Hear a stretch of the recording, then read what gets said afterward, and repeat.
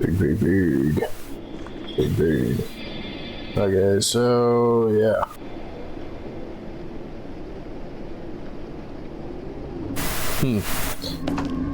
I have many more blocks to go.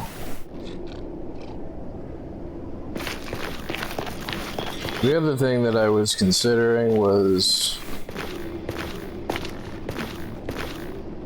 like big, big, big, big, big. Oh, good. Wasn't even looking at me. Hey.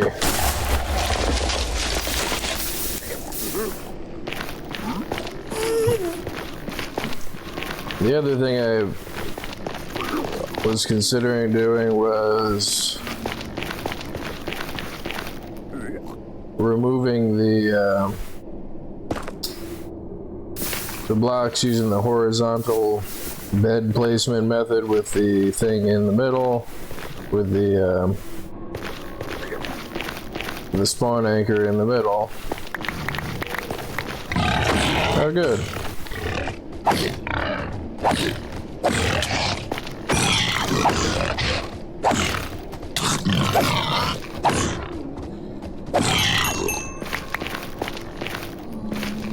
Big, big. But also using the blast resistant armor to survive. Like if I used all of the things that I've been using so far, the spawn anchor, the blast resistant armor, and the beds, and the tunnel along the horizontal thing, it should make it faster to remove all of these blocks. I mean, but from the last video that I did where I expanded the fill command to, what was it, 1 block less than a billion blocks for the potential maximum of the fill command, that told me that I had like 3 million, almost 4 million blocks of just netherrack to remove. So yeah, this thing is like, the density on this netherrack is like almost 100% through this whole area. And the thing that I'm like, it's a mix of a few things. It's like, one, I'm kind of like losing interest in doing this because of how long it's taking and how long it's going to take. And two, I kind of don't want to, you know, put people through having to watch me do this. Like, I mean, it can only be so entertaining, like.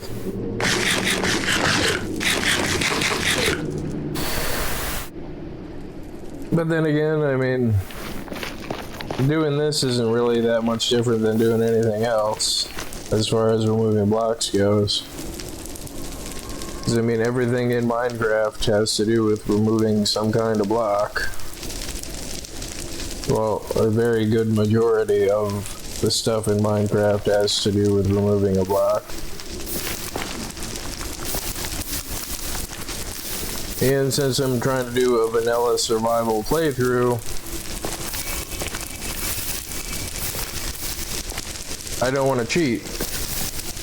I mean, the creative mode testing video that I did that removed all the blocks using commands and using the mod, the no FOD mod and the Forge mod loader, made it so I could see, you know, I could see the thing, the end goal.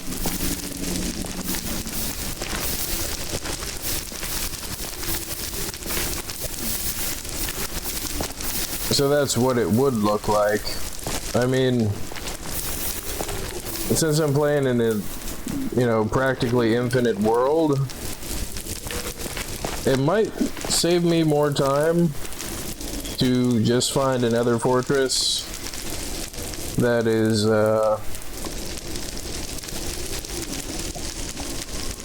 you know, not almost fully encased in nether, or in netherrack.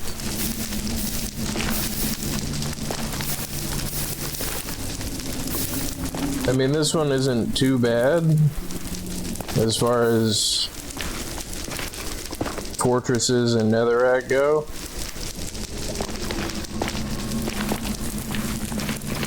And it's not even the fortress itself, it's all of the surrounding areas that need to be spawn proof to increase your spawn rate. The other alternative was I stop removing blocks, and every block that I can put a slab on, I could do it that way. But I mean, that seems like even more work than trying to remove the netherrack.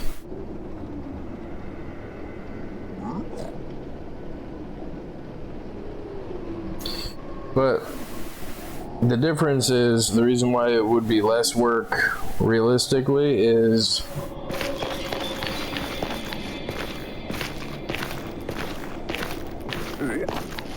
there's less blocks that are netherrack that have an air block on top of it that would qualify as a spawn area that I would have to put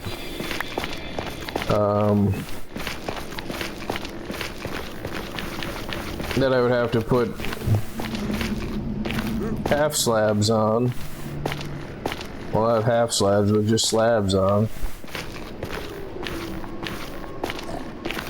Rather than remove like these. Like if I went through and put slabs on, you know, bottom slabs on every block that I could see, that would save me from having to mine through the solid netherrack. The downside of that is there's probably air pockets, like there's probably, you know, caves and stuff where mobs could spawn, and there's no guarantee that they're gonna be a small cave, like, so I run the risk of it being a large cave.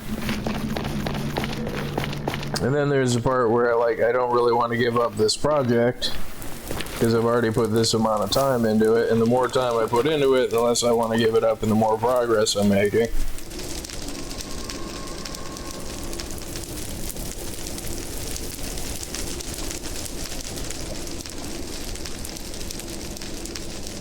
But I absolutely don't want to cheat. I mean, because that would ruin it for me. I mean, and the important thing, you know, when you play video games is whatever you get out of the video game that you're playing. Like, I think I referenced this before, and I was thinking about it before, was, not too long ago, there was a Reddit post, and this is a pretty common thing for people that play Minecraft to do. What that person did was they just arbitrarily decided to dig out like a 9x9 area all the way down to the bedrock. And the post was about like, well, what should I do with this? And it's like, I mean, there's not really any reason to do that. I mean, other than, you know, thinking that you're doing something, or having fun removing blocks all the way down to the bedrock, so you could say, well, I removed blocks all the way down to the bedrock. But as far as its usefulness goes, I mean, it's not particularly that useful. But despite that being the case, that person still had fun doing it. Which, I mean, that's the whole point of playing video games at all, is to have fun doing them.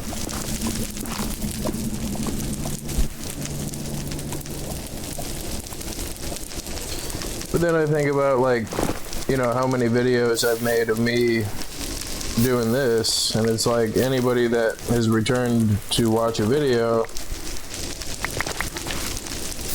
is like, oh, this again? And that's fair. I mean, you know, that's a fair, like,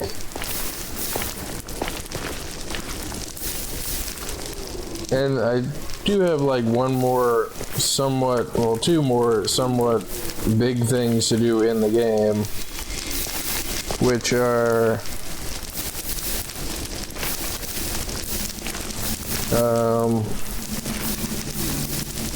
I'd have absolutely no idea how the warden works or where the warden is or how to kill the warden. I've never killed the warden before.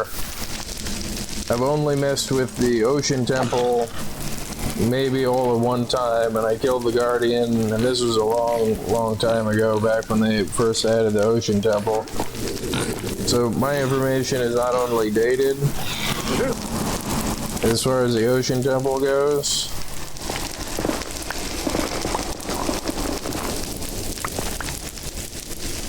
but there's probably some stuff that I don't know about it.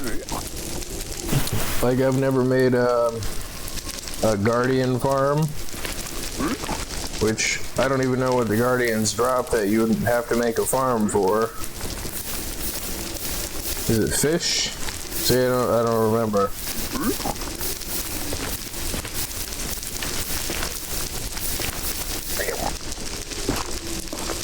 The other thing that I was thinking about doing was making another creative video where instead of removing all of the netherrack blocks, I want to see the density of the netherrack blocks and their, you know, how they're dispersed through like the area that I'm at, like.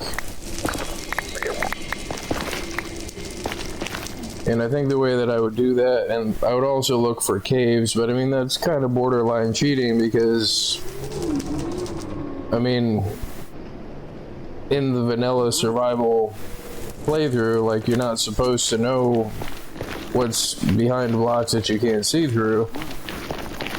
And as far as that goes, I don't think I would do that, but like, I think if I turned all the netherrack into like glass that I could see through, then I could fly around and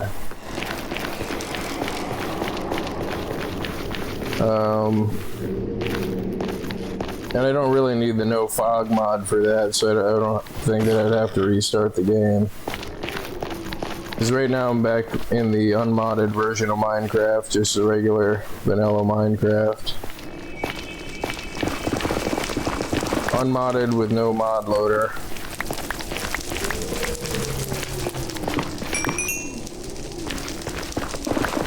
But yeah, I still gotta do the warden. I've never messed with the warden. I still got to make a guardian farm, which I've never done that.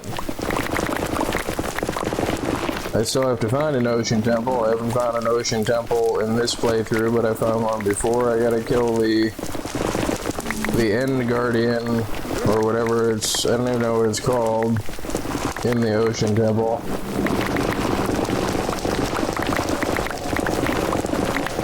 So I'm not really sure what I want to do. And see, like, if I, here's a good example of that. That's great. It's good that I found that. I hate these things. You know, I think I'm gonna make it a sharpness 5 netherite sword and take a break from this from a little bit. The other method to mining that I haven't used, at least I haven't used it in this playthrough, I used it once before, and it was about as crazy as I thought it was going to be, is I could just use the wither. I could summon the wither in a tunnel and let him blow out the blocks. And so long as I shoot it with an arrow every once in a while. Big.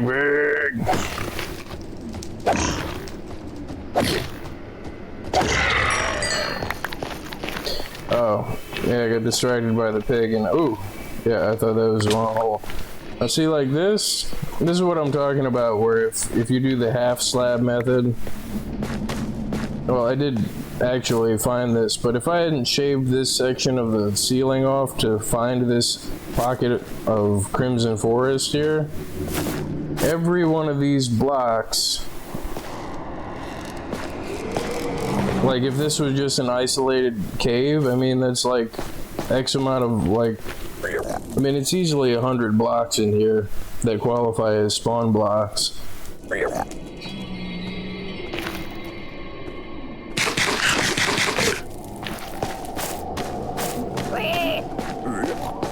Big.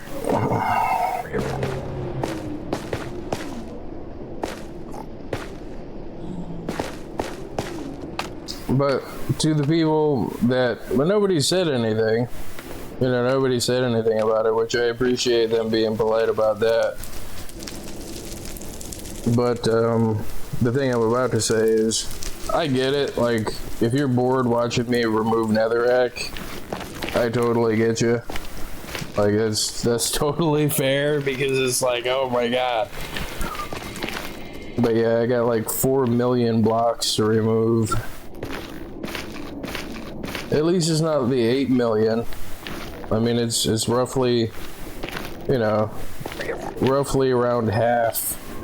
But see, that's what makes my choice of nether fortress to make the wither farm in not really a great choice.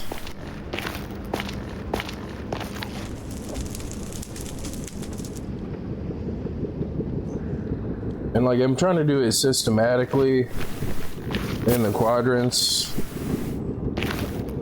I mean, and like, that's kind of funny to say that, because I've changed the system that I'm using so many times that like part I kind of want to just remove the these platforms.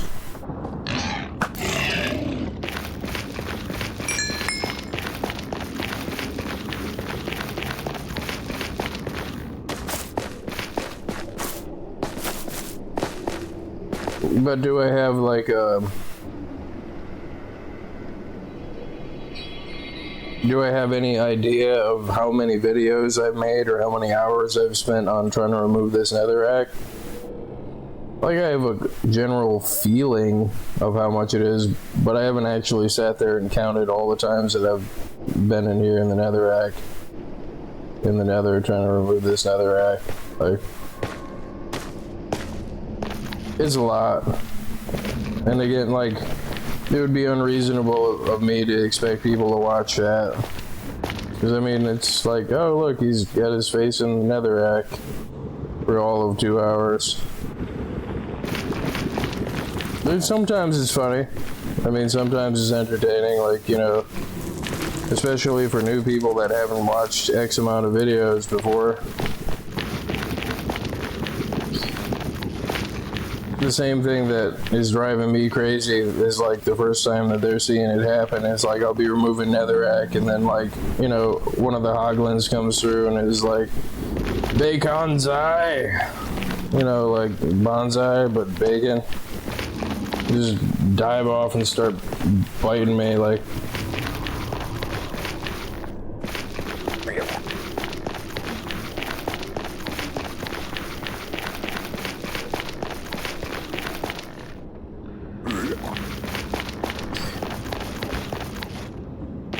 But I did say at the beginning of this, that's an odd shape in the nether that I didn't build.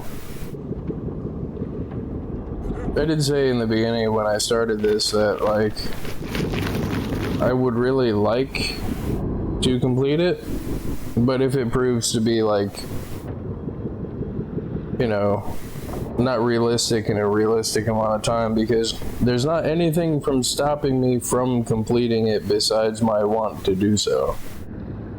That part is still true, because I did say that. Is which video I've said it in, I don't remember.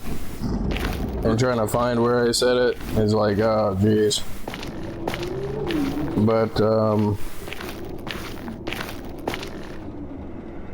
I mean, there's not anything stopping me from removing all of these blocks eventually, especially because I have access to the village. But I do kind of want to take a break from it.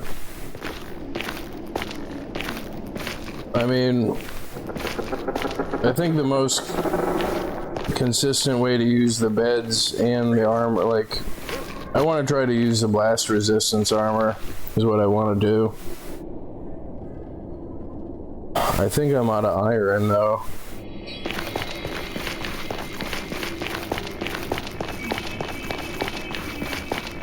Because what I was thinking is if I go like from here to here and dig a tunnel roughly about the size of the bed radius explosion, and then wearing the blast resistance armor, I probably won't die. Which means I could just place another bed right there, and that would significantly speed up the process. Which all of these mining techniques, you know, I mean, I know other people have done videos about them. People have made world wars and stuff, but like, do I know who those people are, or do I watch their videos? No. If I did get an idea from somebody else, then I would say so.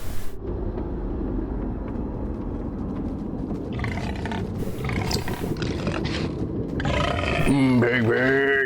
Yeah, why do you want to bite me? You're chasing that guy.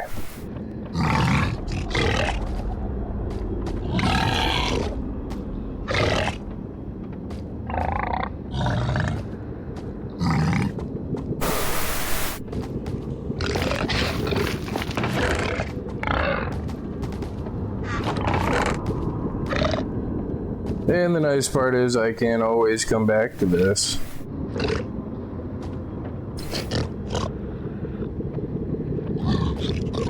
Slowly rationalizing not ever coming back to this.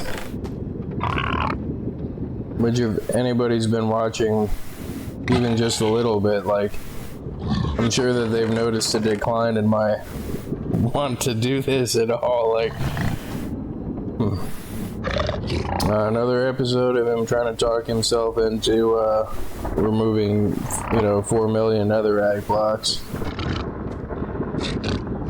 I mean, I wasn't going to, but I mean, again, there's still not anything that's stopping me from doing this besides time. And it's mostly that, like, I don't want to disappoint people that, oh, look, he's in the nether again and removing the same blocks that he's been working on for like a month now.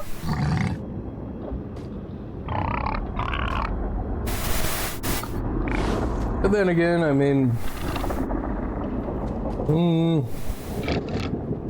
not really sure what I want to do. The thing that I haven't tried that I'm kind of looking forward to trying is, I'm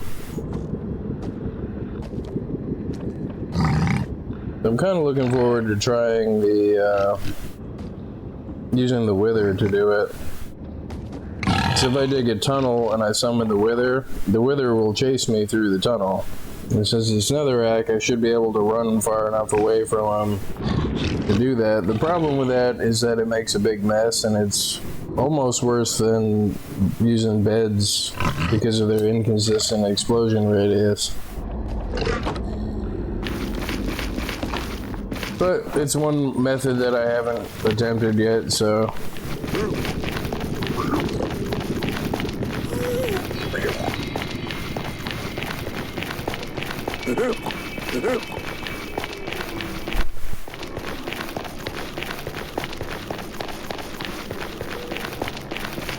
But for right now, I'm gonna use this blast explosion resistant armor. Probably dig another tunnel.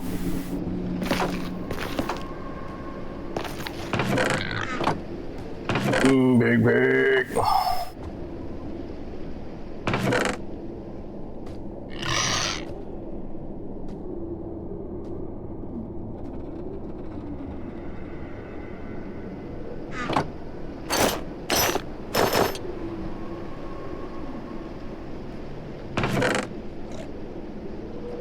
Yeah, I did forget the bow.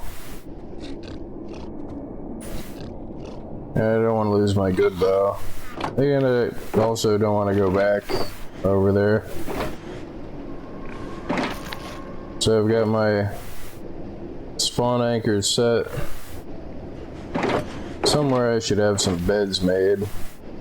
An inventory of beds. Which I'm not really expecting to die from this, so I could be wrong and I might lose the beds.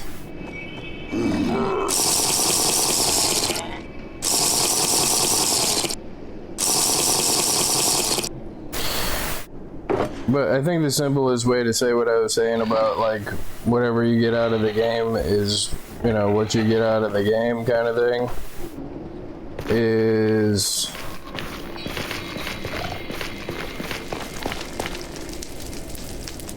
yeah. The creative mode video that I did shows that I know how to use the commands and I know how to remove all of these blocks, but it's not really about that. Like, that's not really what I get out of it.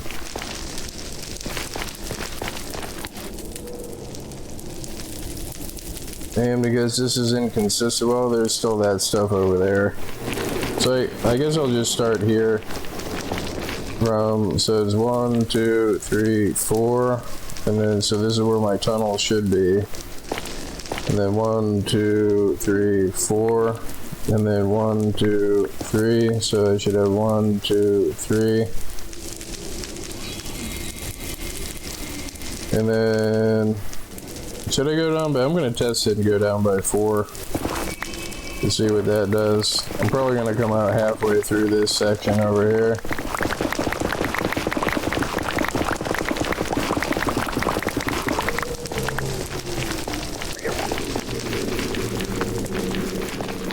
Big.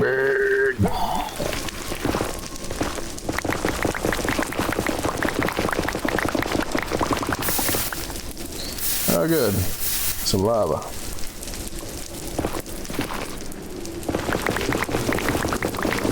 Big.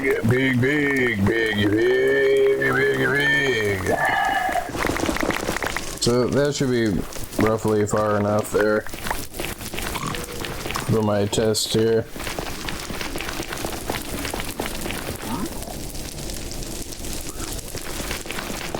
And where is the hole in the ceiling? Should be right about here. And since I don't want to put the tunnel going too far this way, I only just want to blow this part up because I want to go down by 2 more blocks from here. So if that's the surface, 1, 2, 3, that would be the 4th block, and it's the 4th block up from the bed. I just panicked. So this is my tunnel that should go over this way. It should be down by this far.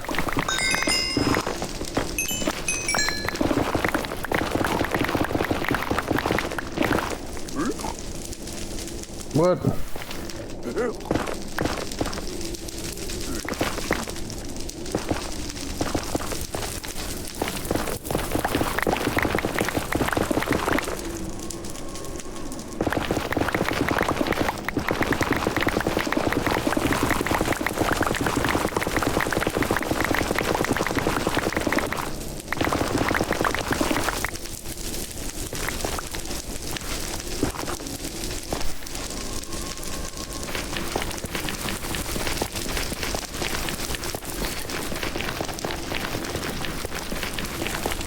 Big.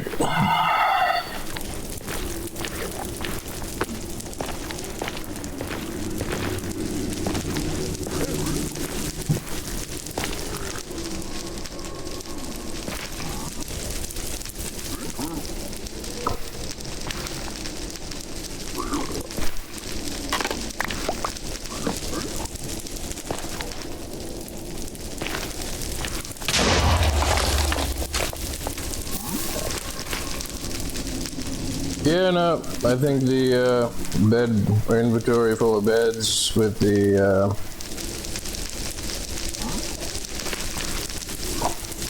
then how do I want to do that? So if I go back 4, let's see what 4 does.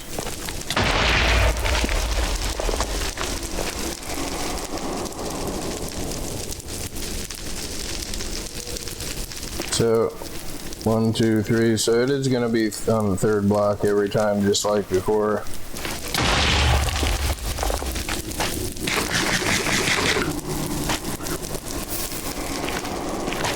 So the nice part about this is I don't have to die every time. If I do die, all of my armor and tools are replaceable. What else? And I've got the spawn anchor right there to go back.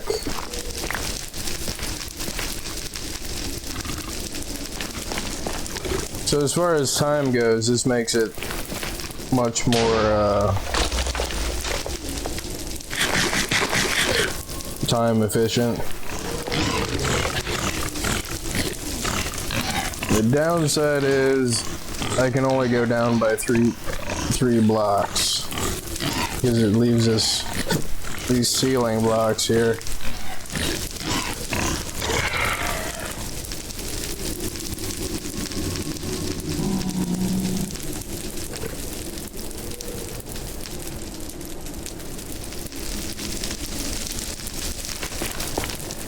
So 1, 2, 3. Put it on the 4th block. And what I'm doing is I'm holding down the click button for this and inching my way toward where the click thing is.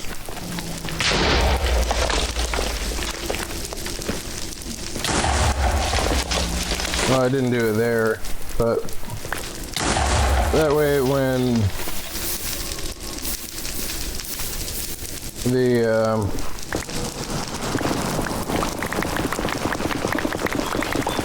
that way when I get to the point where the bed stops, or right when I get within range of where the bed is,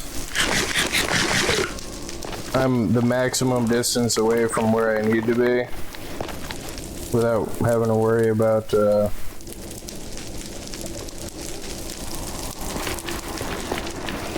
and the other thing is, like, despite it being disposable and easily replaceable, the blast resistance 4 does kind of need unbreaking 3.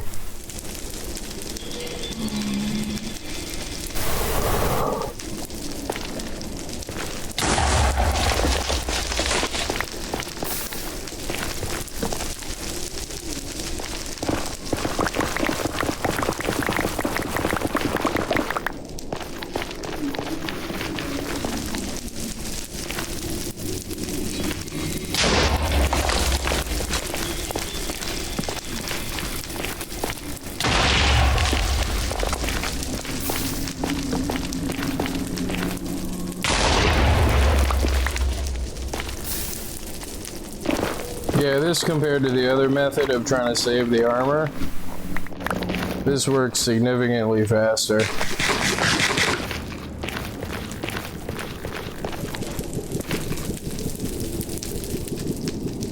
So, in order for me to have all of the blocks removed with like practically no remaining blocks, I'm gonna have to go make my tunnel 3 blocks away.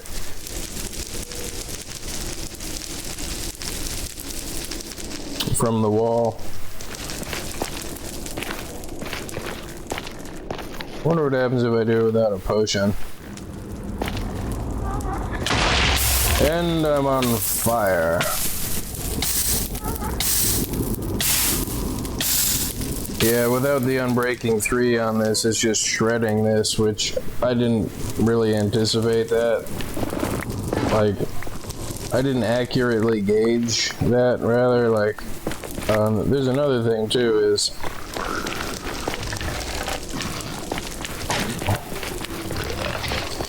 so yeah, from the edge of the wall that I want to blow up, I can only go 3 blocks.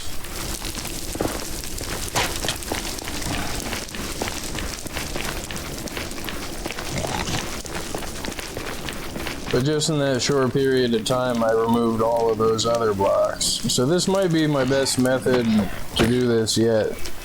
The other thing that I want to test is I want to summon a wither. Oh no!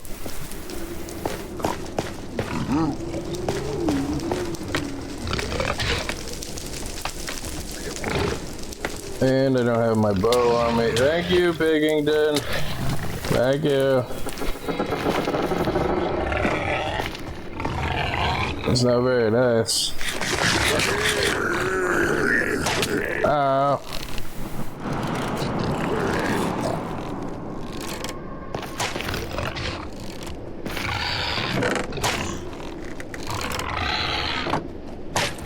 But yeah, that just shredded this stuff.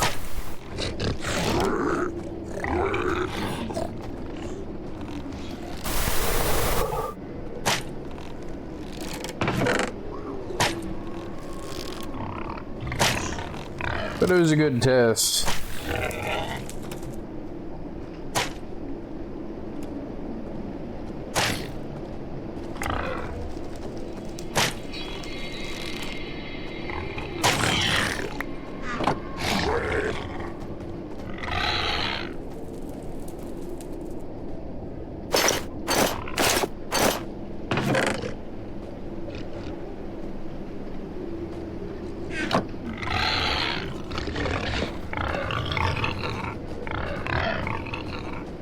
But yeah, that's easily the fastest way to remove large amounts of blocks is a blast resistance armor, a fire potion, and blast resistance 4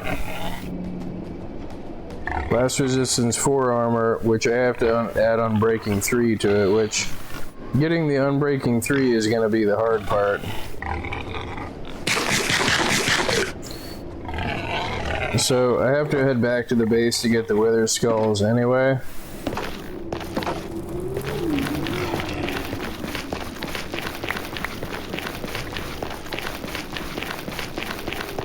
But just that right there kind of gives me hope again.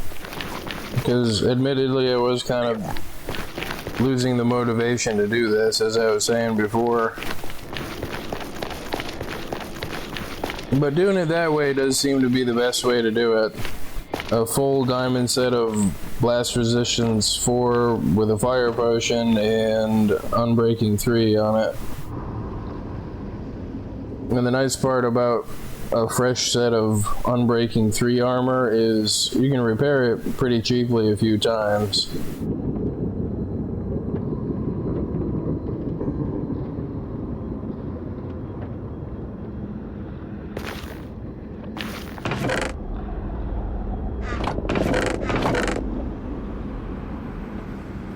Big, big, big.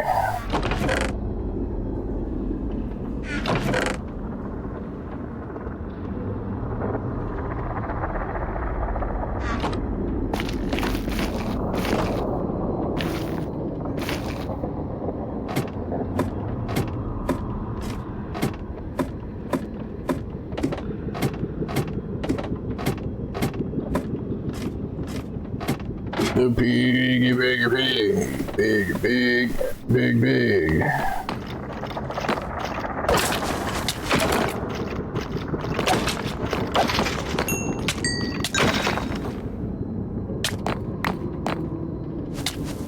Well, it wouldn't matter if I had got a wither skeleton anyway. How did I pick up the coal? Oh. I don't see any skulls.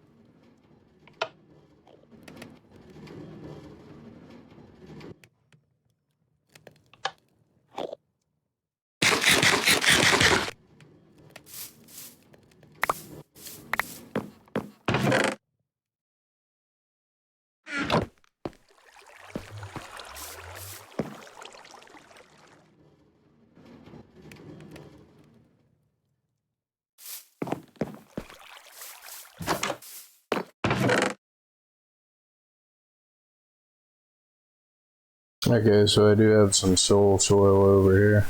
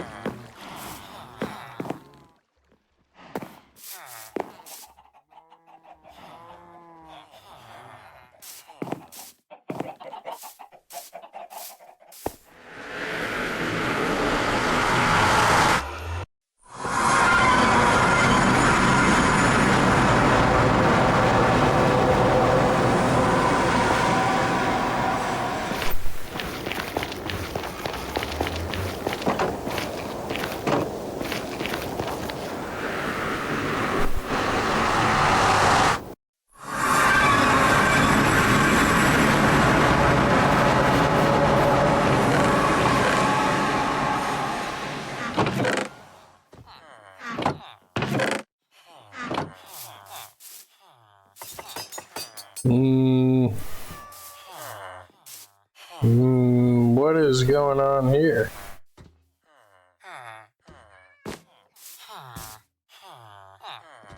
Is that just a glitch? What? Okay, there it goes. Don't look directly at the bugs. The funny thing about looking directly at the bugs and that saying is sometimes if you look directly at the bugs, it will crash the game. Or not just this game, but any game, and not just games, but any program. But mostly games, because it's mostly games that you're looking at stuff in.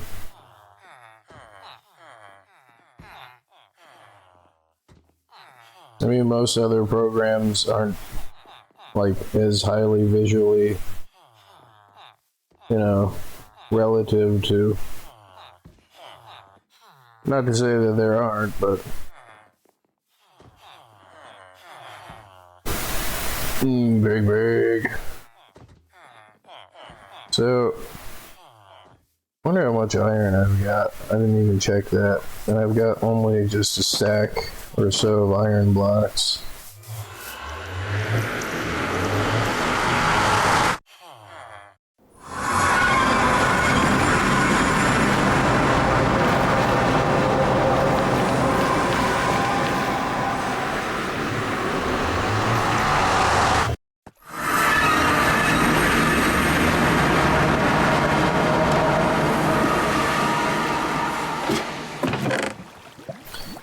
And I don't have a lot of iron here because I haven't been over here. You have to have the chunk loaded to have it generate golems. And I haven't been over here. I've hardly been out of the nether, let alone over here. And see, this is why I take the portal. Because taking the portal is faster than running. Meow, meow. But not significantly enough other than like just convenience. That portal over there is mostly so I can get back up to the top if I fall off the iron golem farm. Which I got like 2 or 3 versions of it built before I finally put in the portals to make it easy to get back up and down. Brilliant! Oh no. Ah, crap. Plus I'm gonna need XP and I'm out of iron. Jeez. No.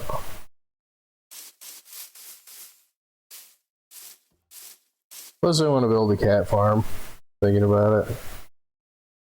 Because if you have a ton of cats, a ton of tamed cats next to a bed, there's a pretty good chance that they're going to bring you the phantom membranes. And as far as I could tell, there's probably easier ways, but me particularly, with given what I know, which, you know, that no guarantee that that's correct information. But with what I know right now, having a large cat farm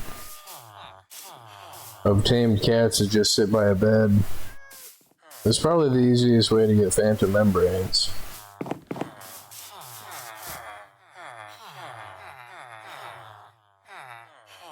Ha.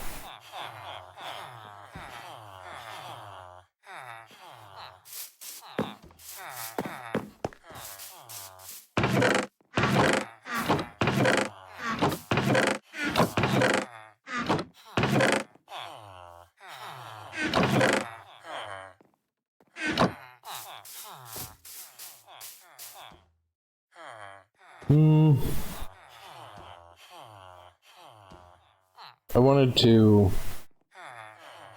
put Unbreaking 3 on this, but part of me, since I have all these emeralds and no XP, and practically no iron, it's going to take time for me to get the iron, to get the XP, to do that. I have a box in here. Yeah.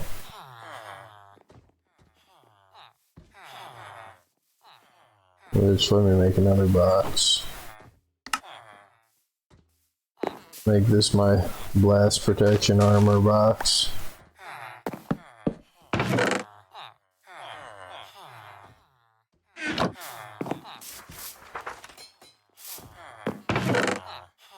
And I put in all this work to make this village, and I can't say that I haven't used it, I just haven't used it to its maximum potential yet.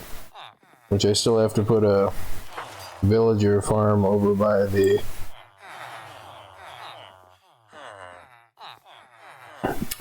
what's it's with the thing and the stuff that does the other stuff.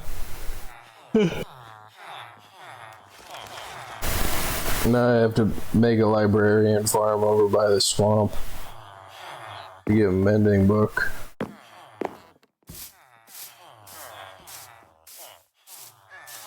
But I think everything considered, it's fair if I take a break from the Nether for a little bit, because it's going to be there. I don't want to cheat to complete it.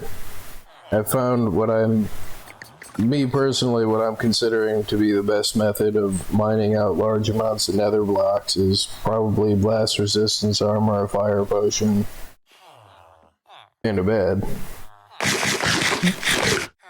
Because that line that I did right there, that horizontal tunnel and placing the beds in that line, like, I removed a lot of blocks really fast.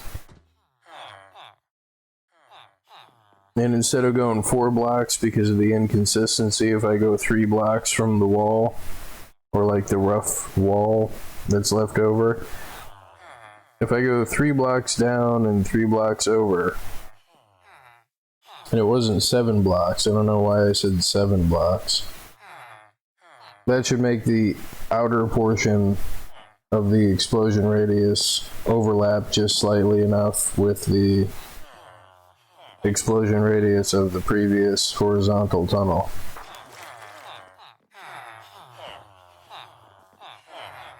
And the thing that I get out of the process of playing the game and doing stuff like that is, you know, I get to experiment and to see what's the best way to do stuff. And I like to do that stuff on my own, even if it takes a while. Like, I like to do my own testing.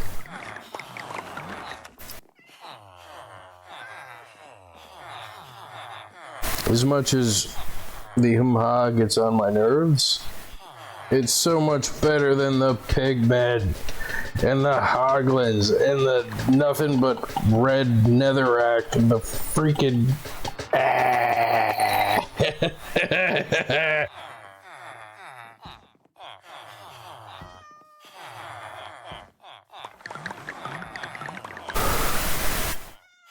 And then there's the other aspect of it too, is most people, unless it's like a technical thing that they're trying to learn from a how-to video, most people typically watch the videos for the person making the video. I mean, I'm not funny very often, but when I am, you know, when something funny happens, it's pretty good. Like, I also don't try to force being funny. It's always obvious, at least to the people it's obvious to, that, you know, people are faking it. Like, oh crap, I fell on the thing.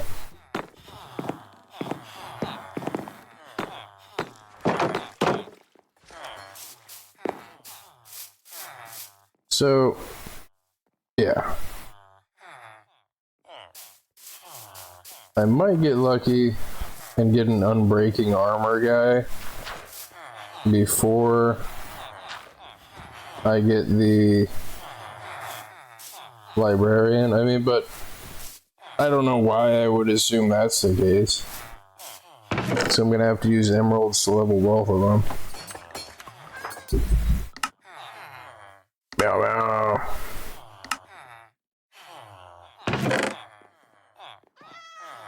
Wow.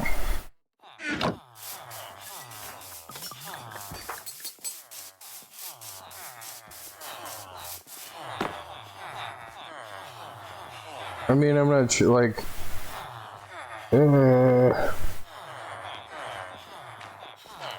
I mean, unbreaking is more valuable. You know, like just a librarian that sells an unbreaking book is a lot more valuable than a, you know, even a perfect armor for whatever type of armor that you want that has an unbreaking 3 on it. Because you can put it on tools also, which means you can kind of skip leveling these guys if you just focus on the librarians. So I think, I mean, but I have hardly leveled any of these guys. I only leveled just enough to get some diamond armor. But again, thinking about it like that, it is... The enchanting books allow you to put whatever enchantment you want on whatever thing. And if I didn't have the tools, the weapons, and the armor to give myself, you know, protection for armor, diamond armor, then I would have to do that. But so no, I guess it's gonna have to be the librarians, which I haven't leveled these guys in a while here. Death Strider 2. Ah, crap, I gotta buy books from him. And so it begins. What did I do with all of those books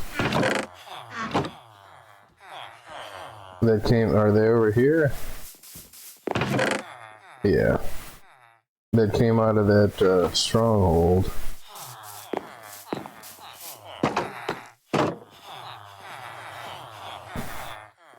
Lima.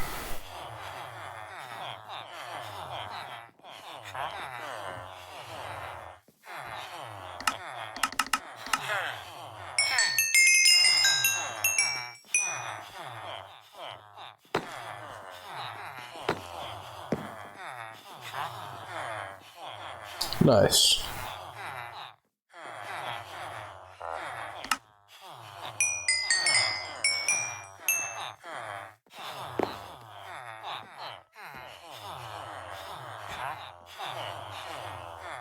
What?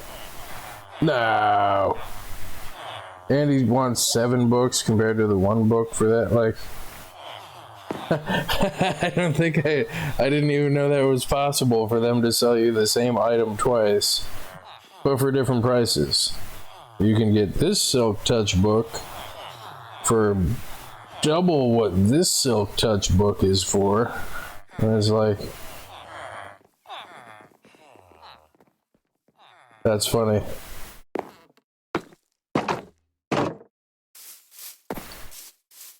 The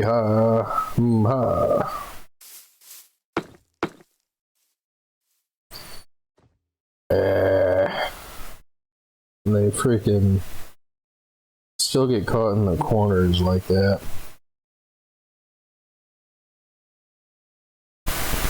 It's just satisfying though, and it is nice to be out of the nether.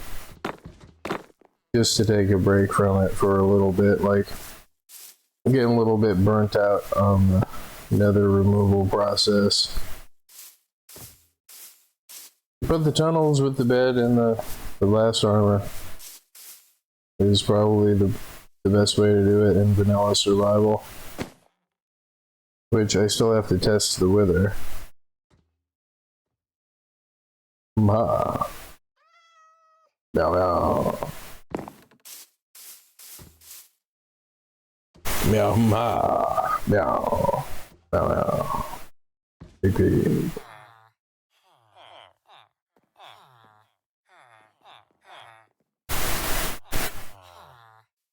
The pig.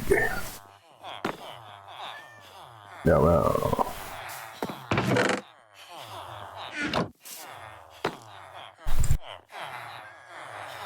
Yeah, I should probably put a piece of carpet up here.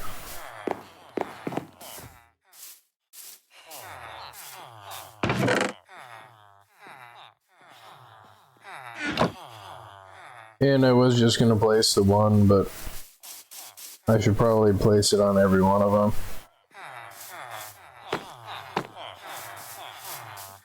mean, I don't think they can get through this one. Are they trying to get through on that one? I love that they spin in circles. So,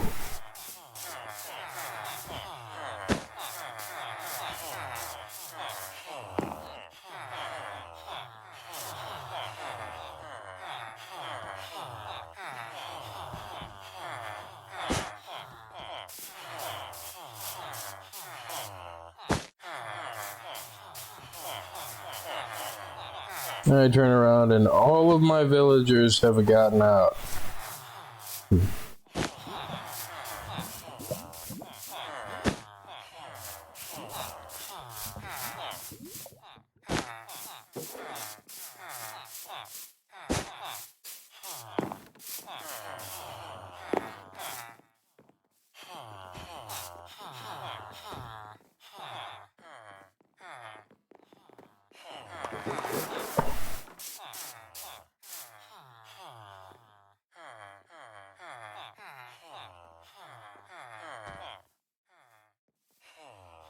Which these guys get out probably the most out of every one of them, like every type of villager, and I don't know why.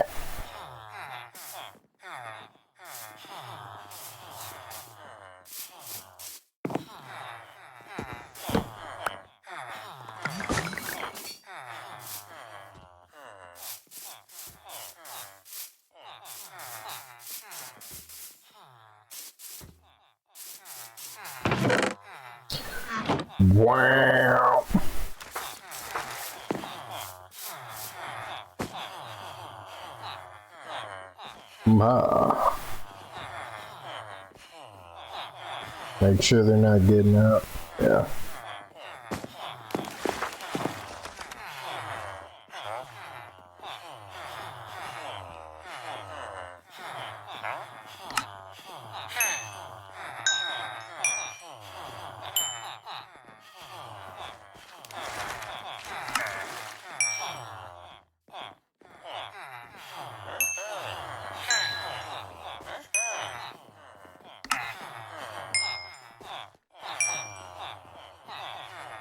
No.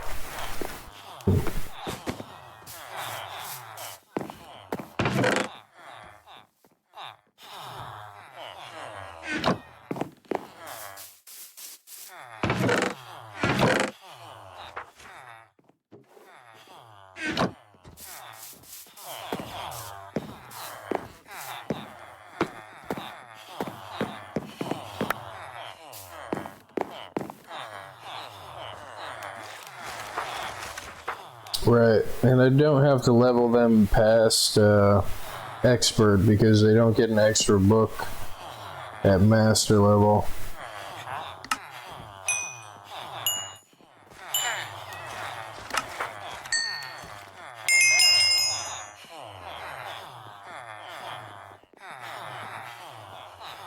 Yes! And he's infinity too. He's infinity and unbreaking.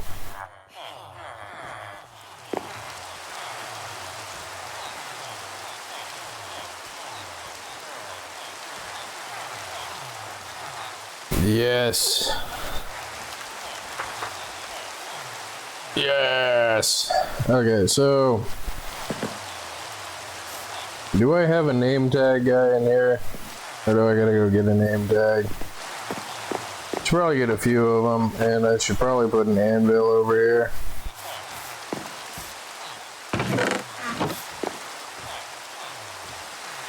Big, big.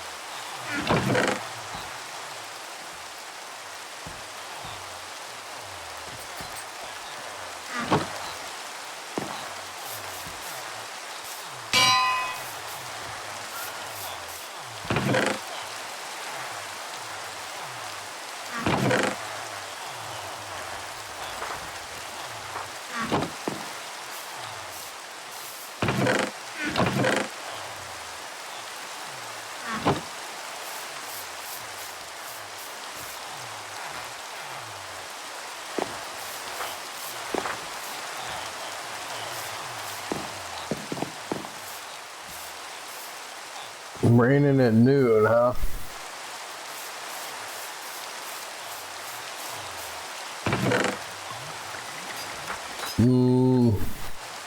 Having a brain fart. Right. Name tag. I mean, they all saw me a name tag.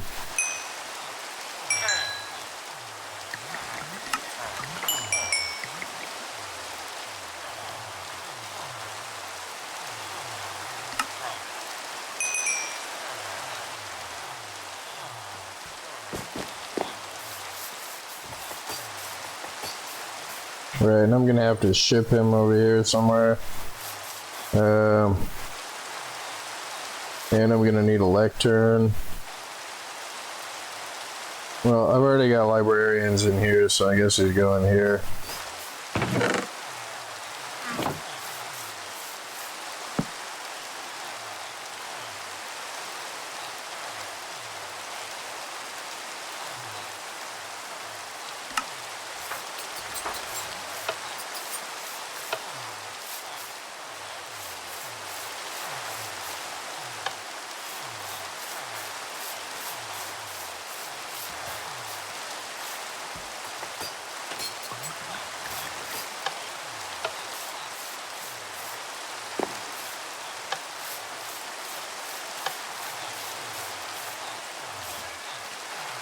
Meow, meow.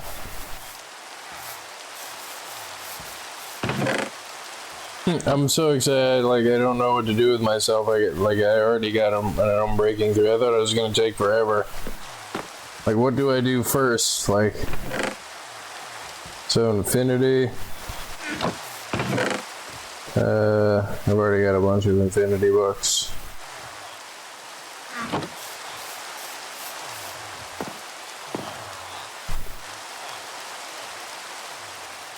So UB3 and infinity. I'm probably gonna have to put this stuff in a box.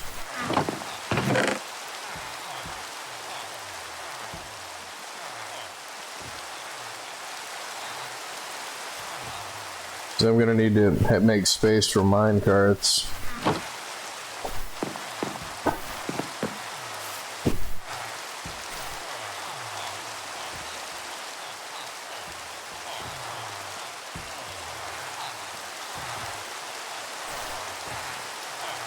Alright, name tag. I'm like, why didn't it let me type?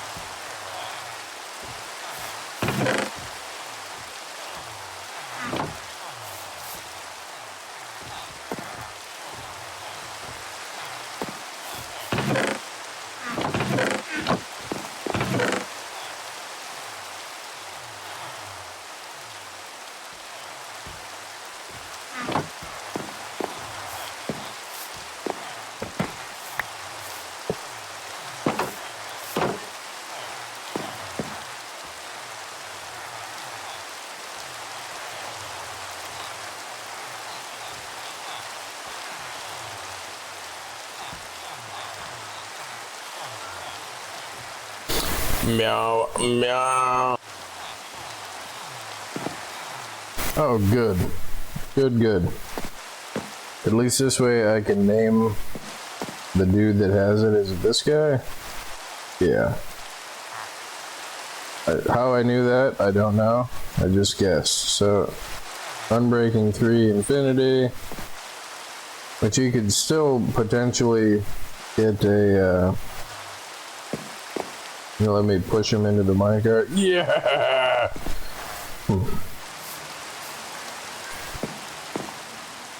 If I seem overly excited for that, it's because that usually takes forever to get the one that you want and to get him into the minecart.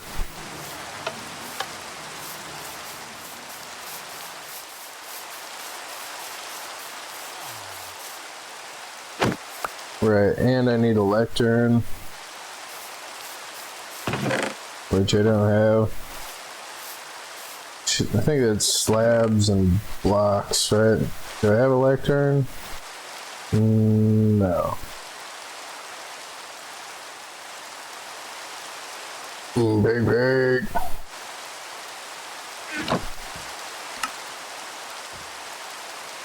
They're haunting me.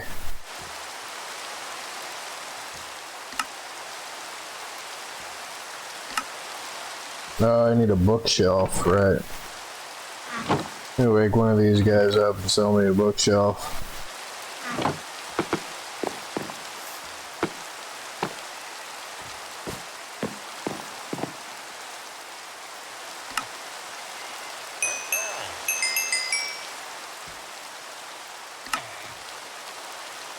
Where does he sell? Oh, this is a guy that doesn't sell anything. Any books, anyway.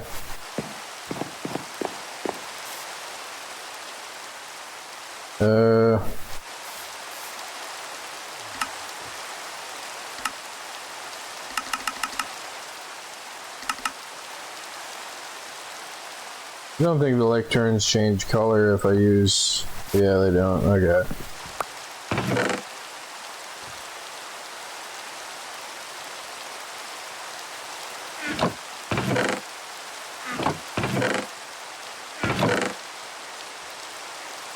Meow, meow.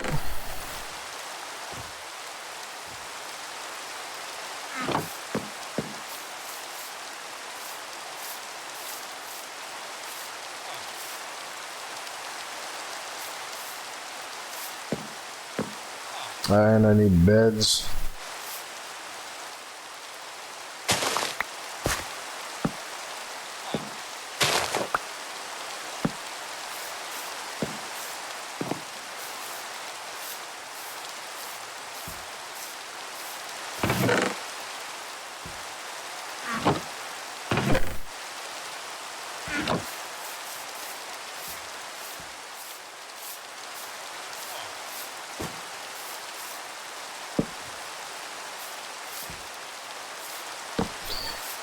There you go, bud. There you go.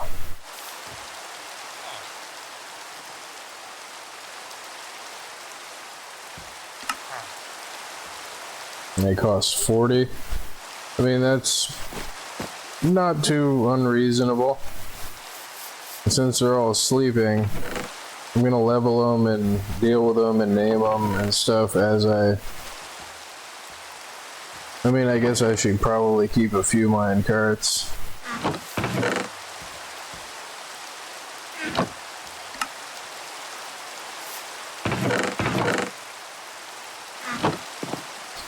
I want to see what book he gives me from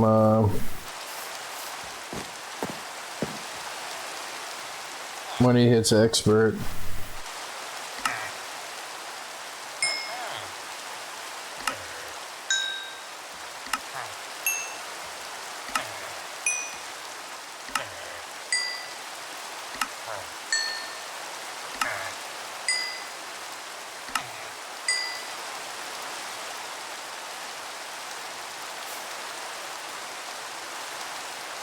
If he gives me a book. Hey. Oh, don't do that. It's now he's in the bed and I can't look to see. I guess I just can't hit the hitbox like this. Okay, whatever. Oh, I pushed him out of the bed. Good, a compass, but whatever. That's freaking awesome. I got an unbreaking 3 vendor.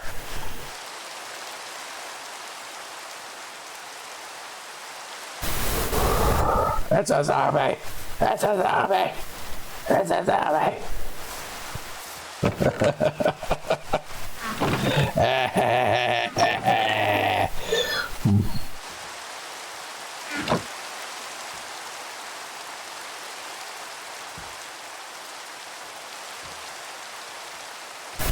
Man, I'm glad I took a break to come and do this, because I got... Whoa! Oh, jeez.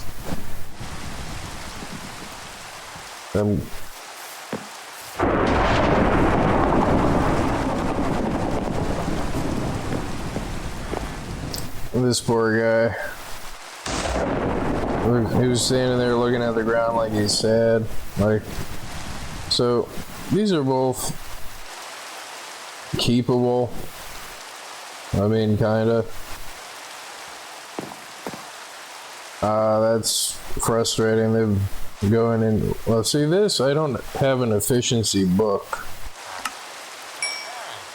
And to be able to consistently get efficiency books until I get like an efficiency 4 guy, like see this one I've already got an infinity, and I don't particularly care about smite because I don't think I'm ever going to use that.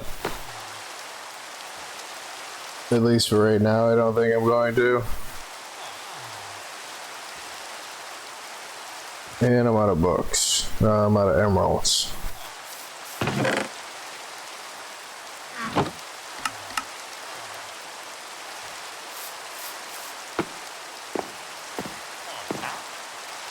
So, I mean, you might still give me, and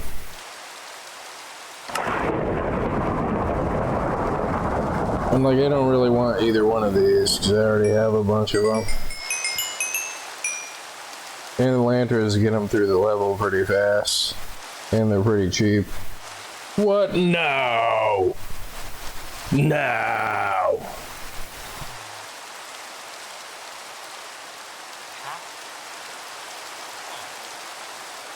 Well, it's cheaper than the other guy. It's cheaper by a lot. So this guy might be the unbreaking guy. And infinity. He sells the same thing. And he's not even an expert yet. So the other guy might have just gotten replaced.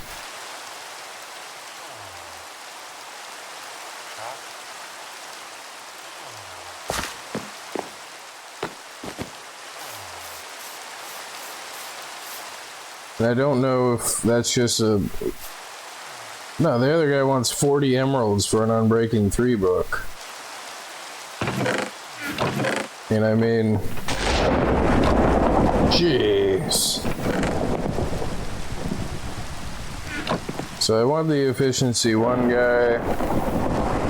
I don't even know what to do with myself. Like... That's something I can't say that I would have ever expected. Oh, it's about to be daytime anyway.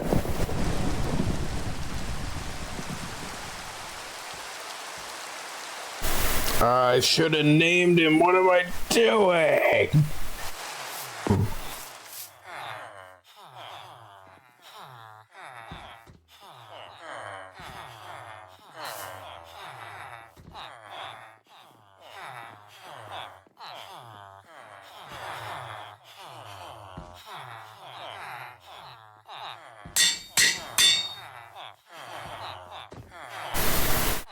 And see, now I have to find him out of all of this mess in here, like...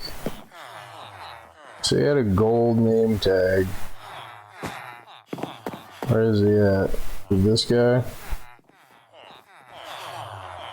Oh, but he wants 13 books? Wait. Hold on. Wait, am I reading that right? Oh, so he wants a book and 13 emeralds. So now he is the cheap unbreaking guy. Cheap unbreaking 3. Oh, and he went right over to the minecart. Good. Get in the minecart. Get in the minecart. Get in the minecart. He's not gonna get in the minecart.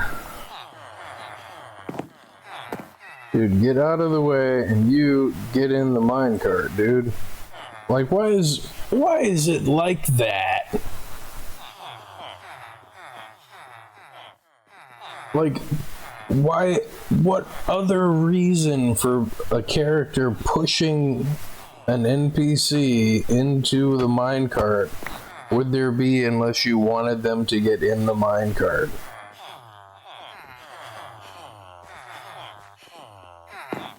I mean, by accident, yeah, sure, but by like the fourth and fifth and sixth time of trying to do that, and they're just like, nope, I'm gonna push the opposite direction of where you're trying to push the minecart. Whatever direction you were trying to push me in, I'm going the other way. Yep, see, look. Yeah, there you go. And see, this is why I was so excited before when I picked the right guy, I got the name tag on him, and I got him in the minecart in the first try. And it wasn't like this, like, no!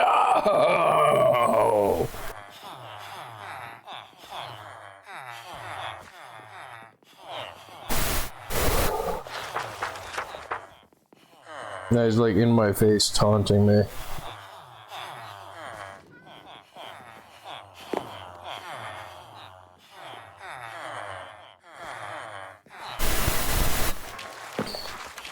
And he sells like the exact same stuff.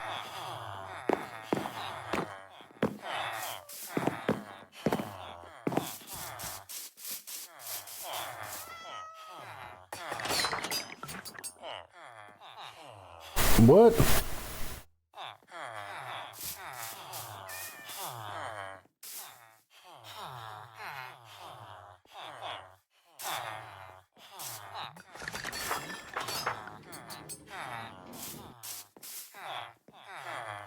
How did he get out?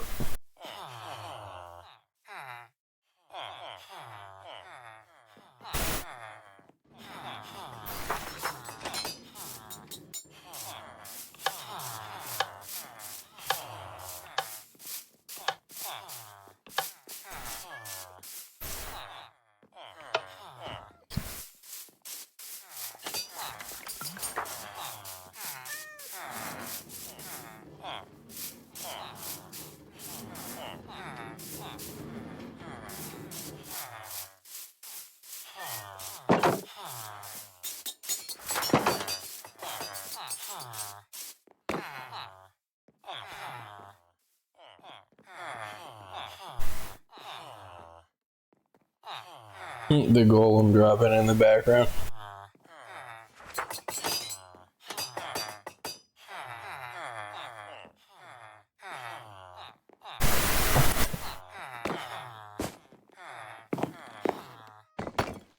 Ferrous oxide.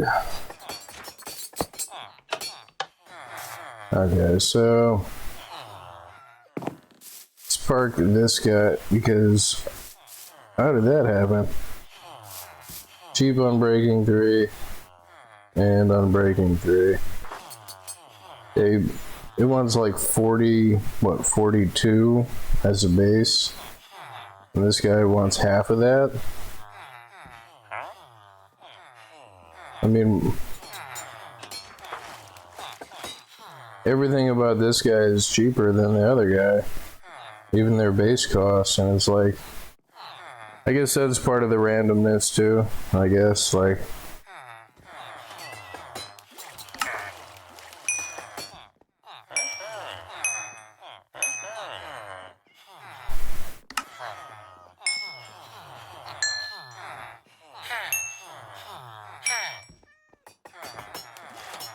Are you going to get another crazy book? Come on, get efficiency 4. No? Okay, well, that would have been too crazy.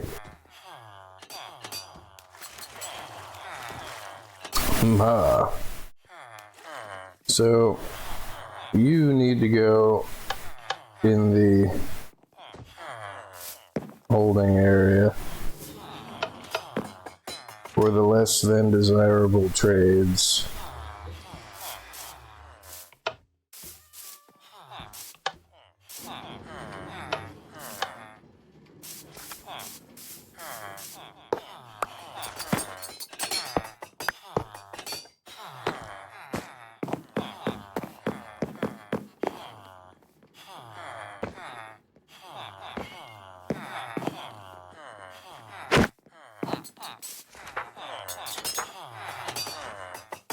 Yep. Skill issue, I guess.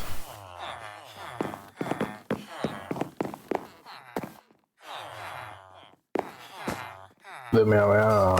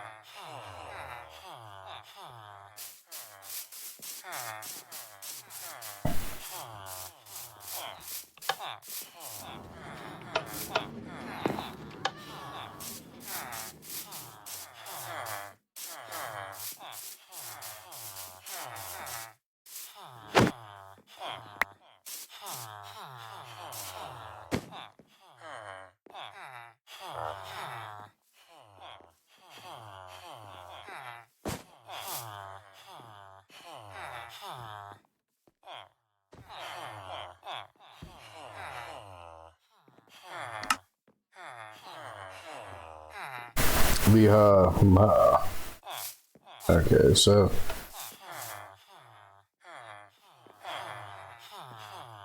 I wasn't like when I said what no before when I got that librarian that sold the same thing. Initially, it was because I was like shocked and like kind of disappointed that I didn't get a different, better book. Because that's my whole goal here, is not just leveling them for their sake to be leveled, but so I get the books that I want. But then I couldn't believe that they gave me practically the same books for cheaper, which I didn't even know that was a thing. Like, so that would be like the optimal thing. Like, look at this. I just have infinite, because of the golem farm, because of the iron trades. I have infinite unbreaking 3 books now. That's crazy. I put them in the wrong spot. Is it this one? Yeah.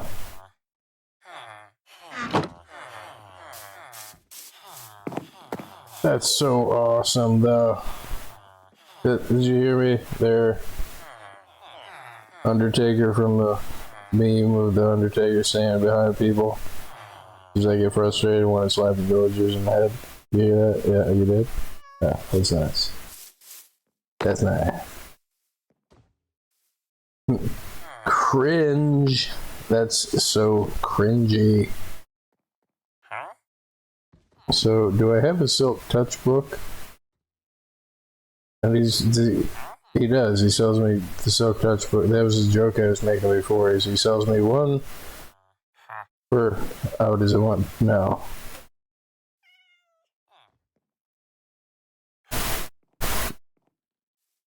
Yeah, 2 emeralds. Yeah, so this guy can be the Silk Touch book guy, because I don't think I have one over here.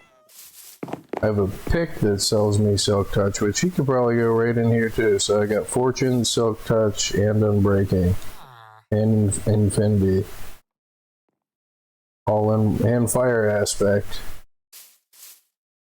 all in one cubicle here.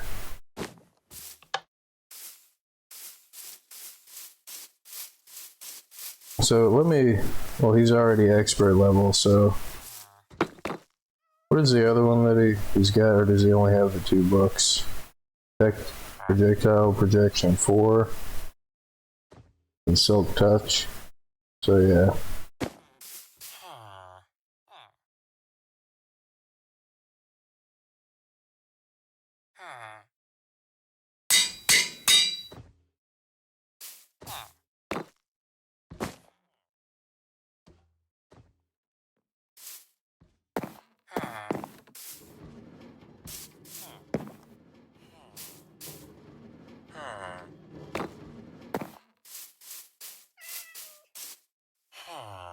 Meow meow.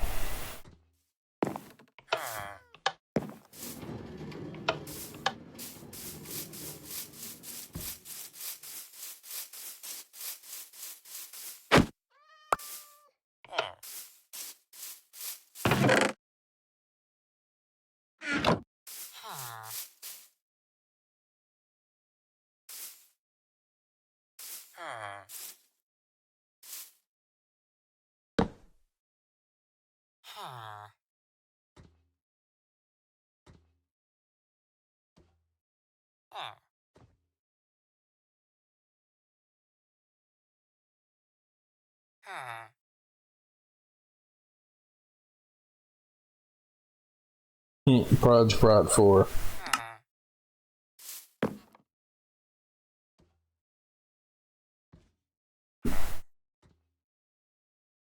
Yeah, good have named you that.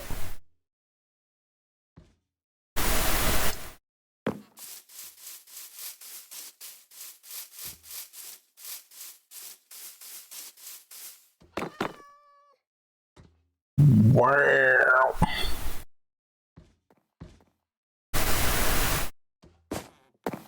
The kitty cat.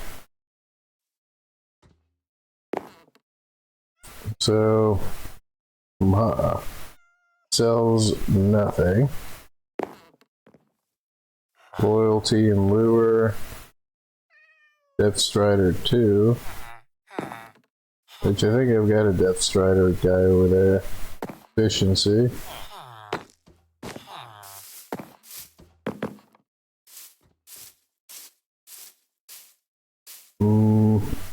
Frostwalker is the one that I was thinking of. So, I don't think I've got Frostwalker 2 also. So, I don't think I've got a Death Strider guy.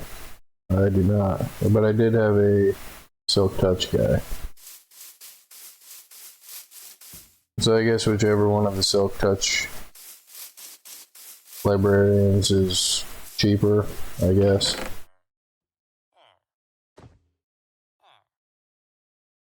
But I mean, that matters, but at the same time it doesn't really matter because, you know, infinite emeralds.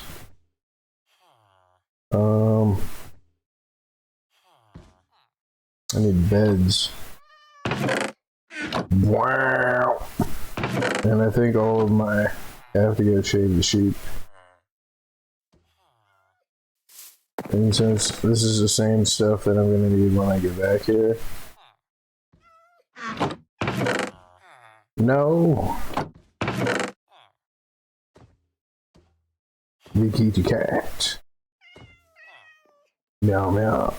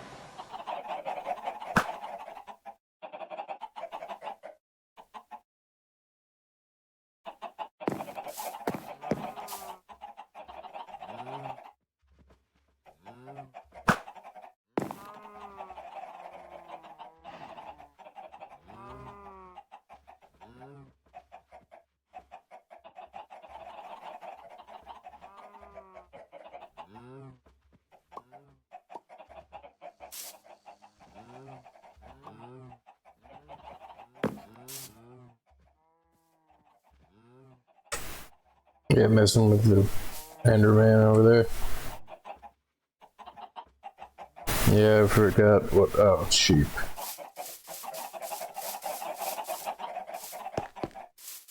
Jeeps.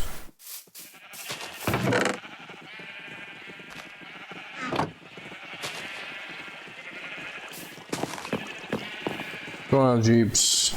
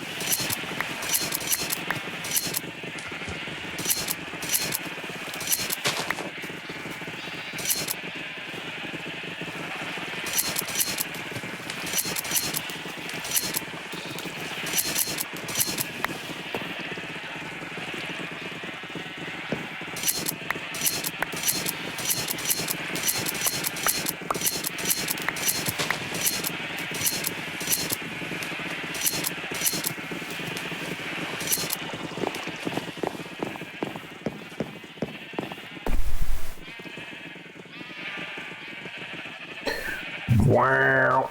Well, look at the bee.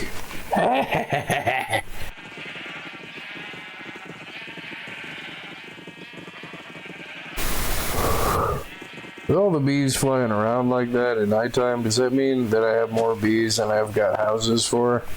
Is that why they do that? And they're looking for a house to inhabit until they despawn? Which is kind of sad because, like, you know, I like the bees. Yeah, and see, I'm gonna have to put a timer on this thing.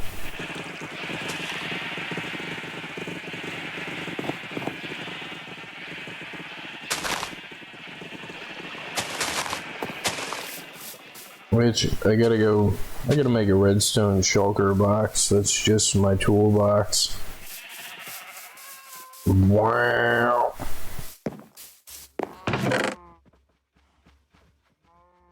Do you have any repeaters in here? Any levers? I've got a ton of levers. Don't know where my repeaters are.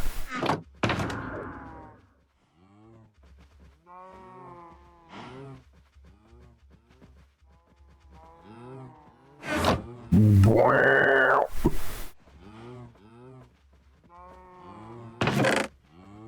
I don't think I have any stone.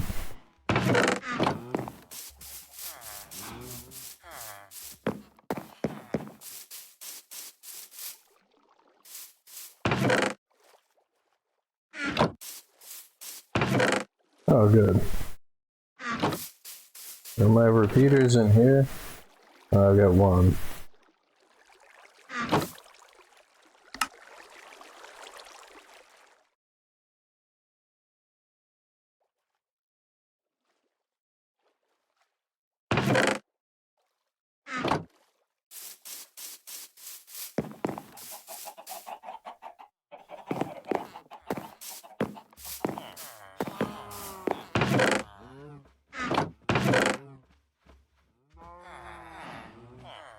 Wow.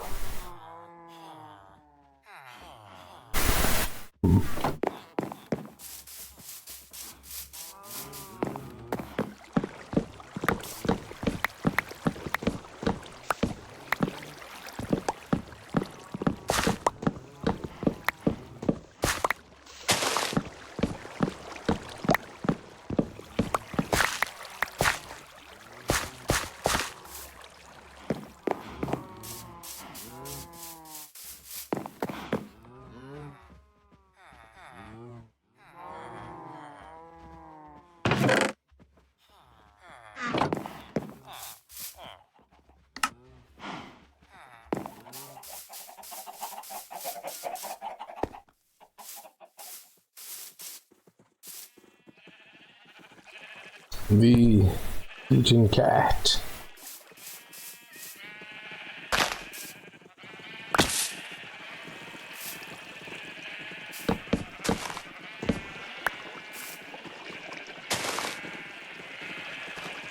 Now, do I want it to run both of them? Or do I want it to run only the one of them? I want it to only run the one of them, so I should probably put this... and not have dirt over here.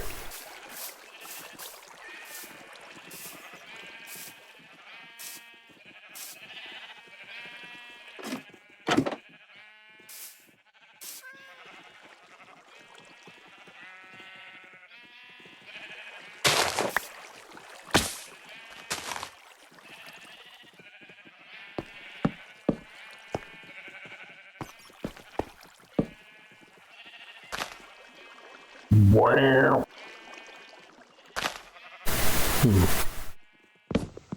That's not a good spot for that either.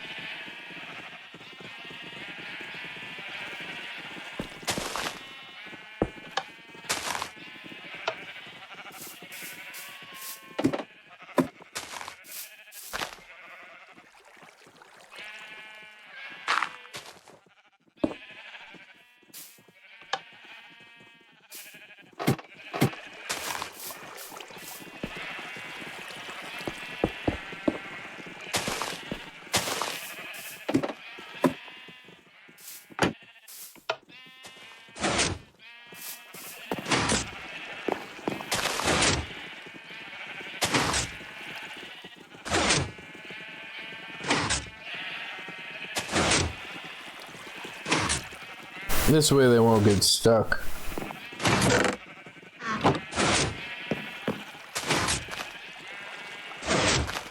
Hopefully.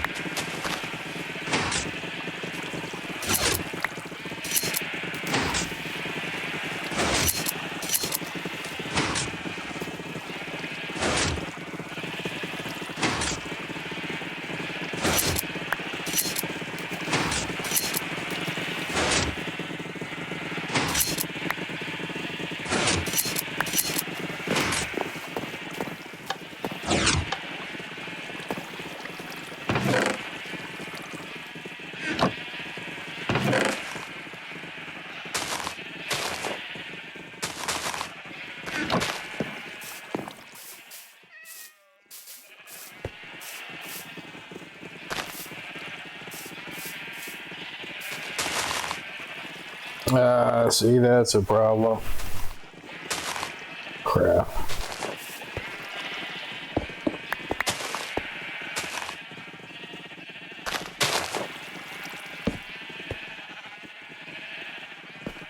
Oh wait, no. Okay, so the signal instead is coming from here. Okay, never mind. Not a problem.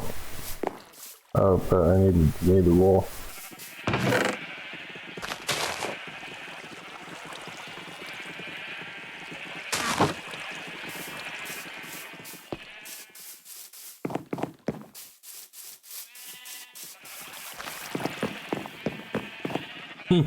I just had a thought. It's like, you know, like 2 or 3 like real world years later, like I've finally removed all 4 million netherrack blocks. Now I can finally build my wither farm.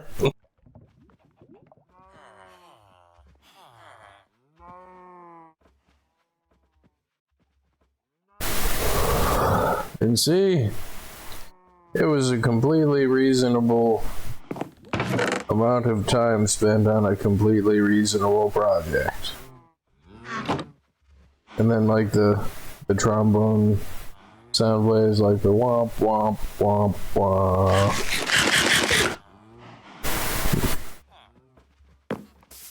Now it is nice to get out of the nether and away from that project for a little bit. Okay, so bring the wool over there. Let the sheep recycle themselves back over through the pen. A freaking horse.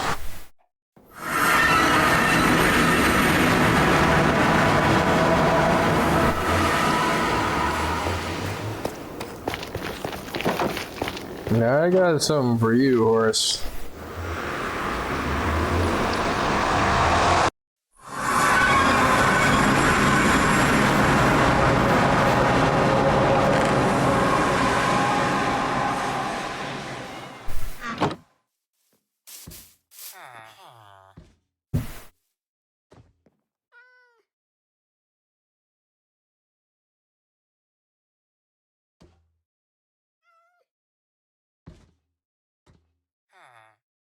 Pumpkin Stomper 9001. Because he's over 9,000. I'm a pumpkin stomper. Watch it despawn when I get over there. Okay, so let me put all this wool in here. An iron block. Oh, take the white wool out for the beds. I'm gonna name that horse. No. I probably should have used the portal.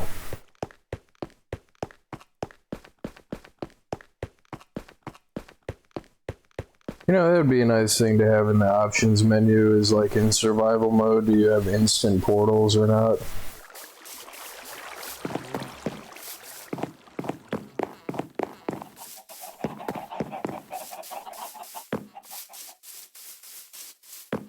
I need a lead.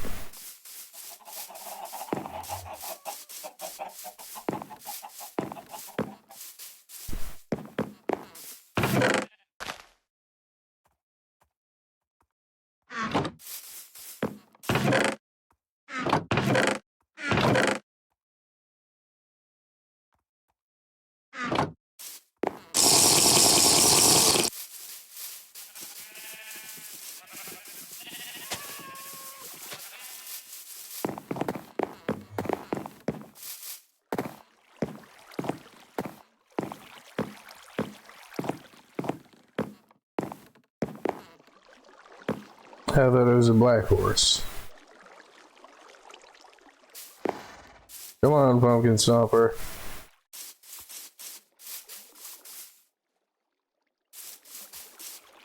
Do they not know to jump over pumpkins?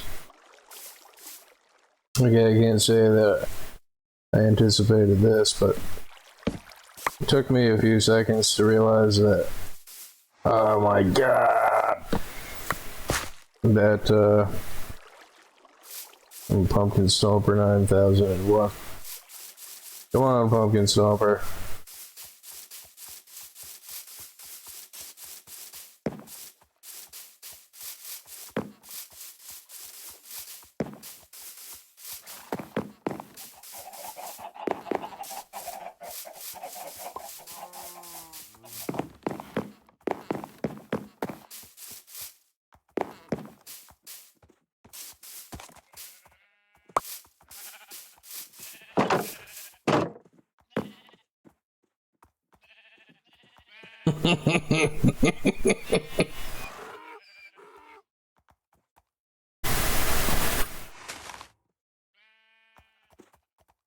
Yeah, I gotta add a name tag for that sheep too.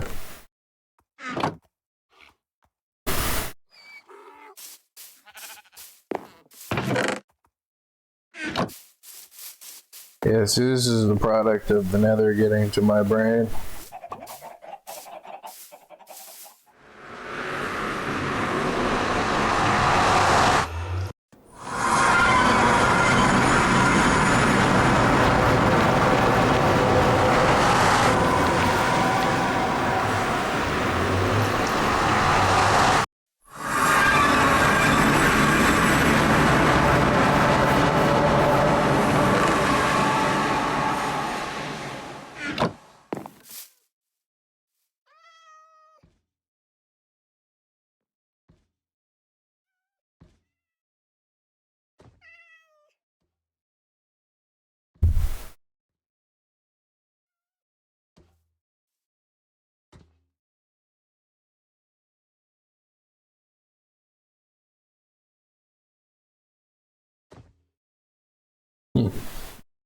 Hello, fellow horses.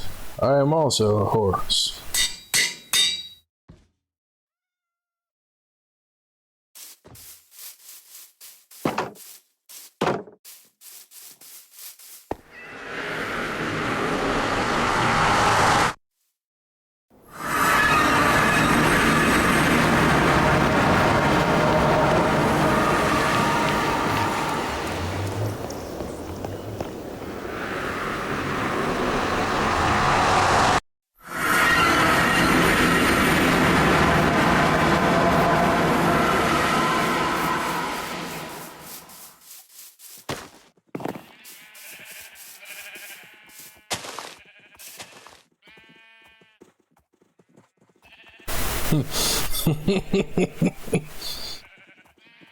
Yeah, I don't usually do stuff like this, but the nether has made me lose my mind.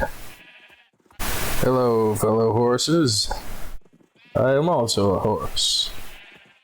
I hope you don't mind if I peruse these top secret documents with my beard.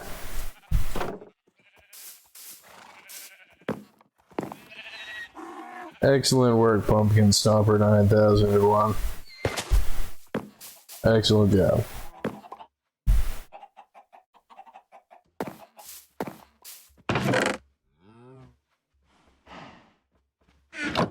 And yeah, that was a reference to Spy and DF2.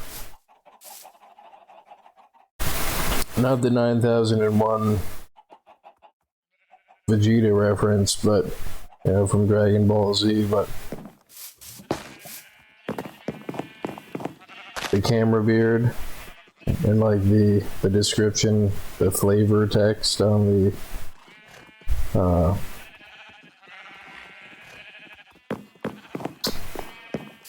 I hope you don't mind if I peruse these top secret documents with my beard.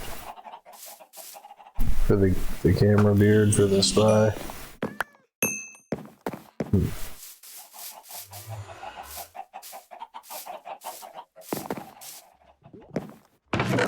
And you know, I just thought of that too. It's kind of funny. I mean, it's hard to argue that Minecraft isn't a kid's game. I mean, it's hard to argue that any game isn't a kid's game. Except, I mean, there's not anything saying that adults can't enjoy playing the game too. I mean, You know, like, the better way to phrase that is it's easy to think that it's a kid's game, but that doesn't mean that other people can't play it too. Like, and the hello fellow, like, hello fellow kids, I am also a kid. Which, I know it's Steve Buscemi in the meme, but the bad part is I can't tell you what show it's from. I'm pretty sure that I've seen it too, whatever the show is.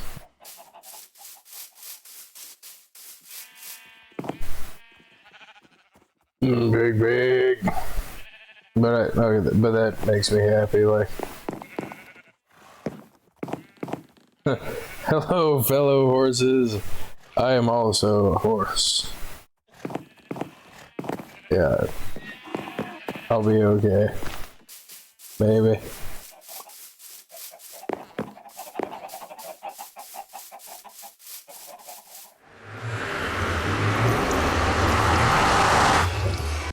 I don't think you can put a saddle on a sheep, can you? Probably not. I mean, even if you could, what could you really do with it? Like, I know you can put a saddle on a pig, but probably not on a sheep. No. Big sad.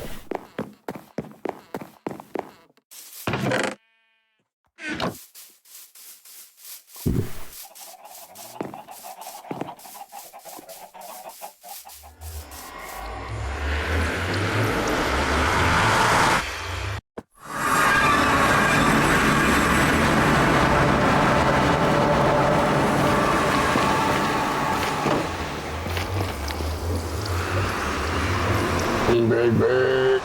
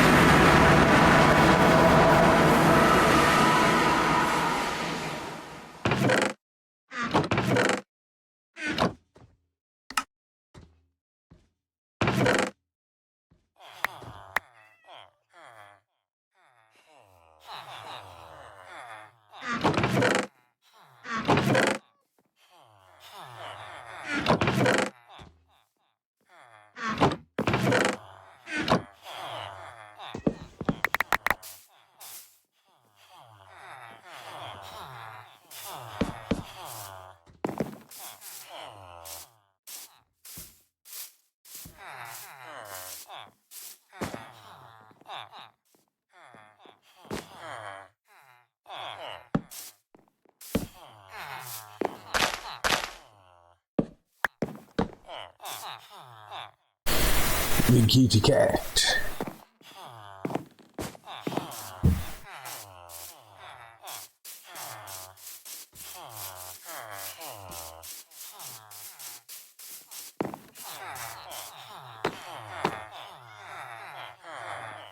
Wow.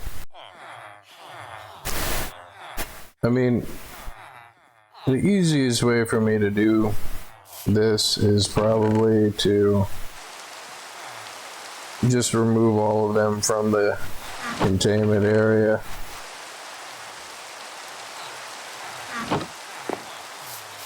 Like I've done before. Or at least put them all in minecarts. And the trick to putting the villagers in the minecarts, which it took me a while to realize, was if you have the minecart track in the collection area like this, and you wait for them to run on top of it, if you click, like you see where the box shows up, if you click on the box where their feet is, it puts them in the minecart every time.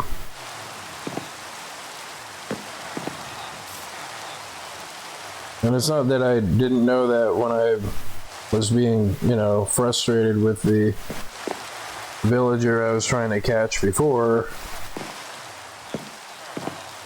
It's just, that's different because if you're pushing the villager, because it's a video game, you're playing the game. Like, if you're pushing the villager into a minecart, they should just go into the minecart. Like, you shouldn't have to fight with them to get into the minecart. Like,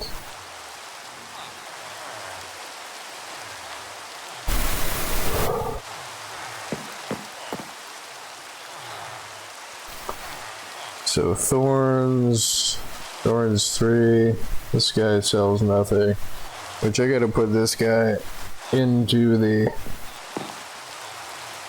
other thing. I mean, I'm not particularly interested in that right at the moment, but since I am putting them over there, and power 3 is pretty good. Like, you combine, you know, 2 power 3 and you get a power 4. Ah, crap. And this guy, I didn't trade with this guy even once, so he got reset to generic. I've already got a fire aspect 1, which, you know,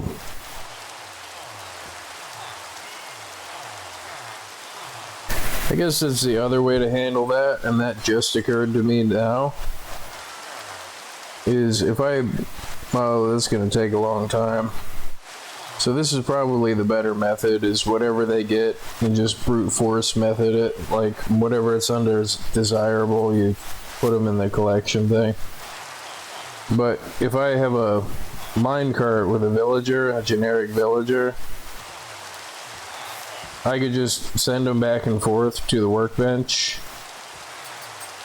and it'll reset their basic trade every time, without, you know, so long as I don't trade with them until I get the trade that I want. But I'm pretty sure that would take longer than just making a crap load of villagers all at once. You know, like making, well, not a crap load, but a reasonable, manageable amount like this, like 12 at once. And then leveling them that way, like, because the amount of time, because I think it's a full minute that they have to be far enough away from the workbench in order for them to relinquish control of the workbench and start looking for another job, and then you have to have it separated from any other workbenches and any other villagers.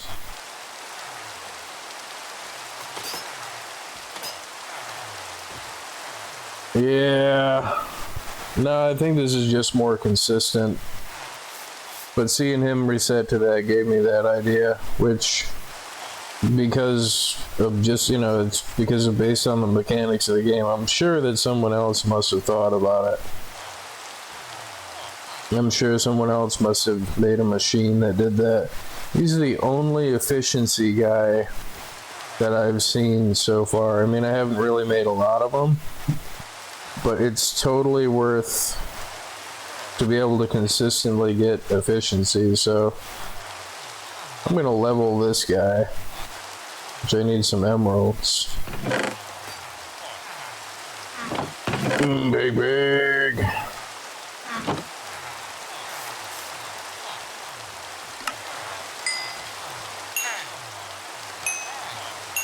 See if he gives me any other better stuff.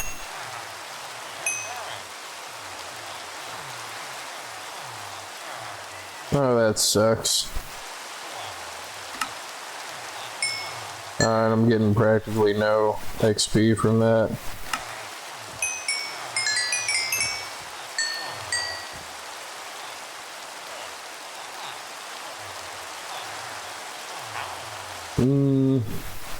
Yeah.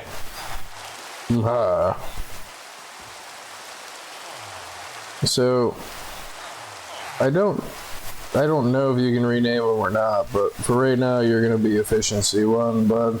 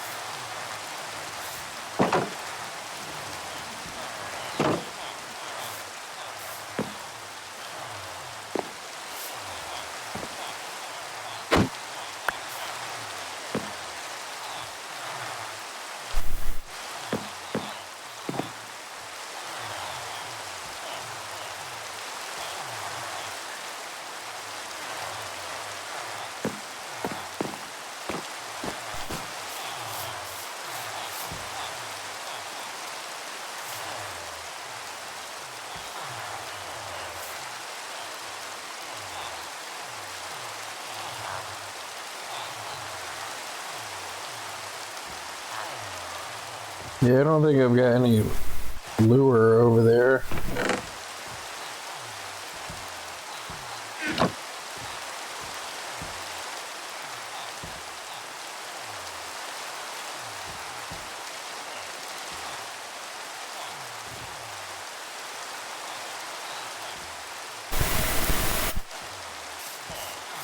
But yeah, I'm gonna put the efficiency 1 guy over here and grab a sign.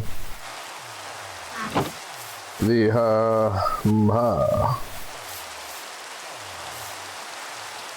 Right, and I gotta do the depth strider guy too.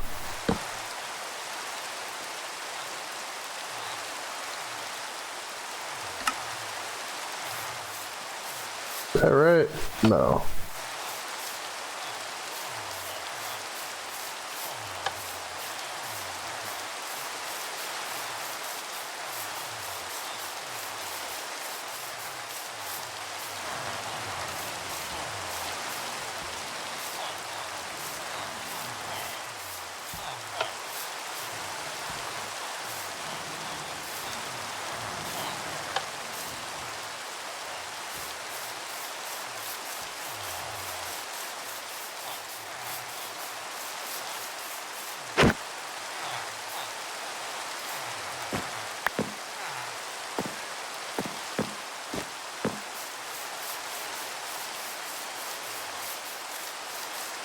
I think he's still in here.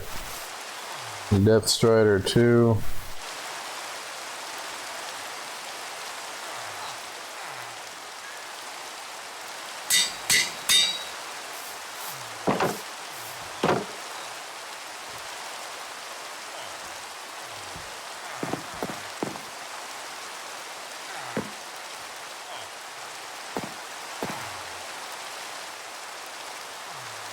No.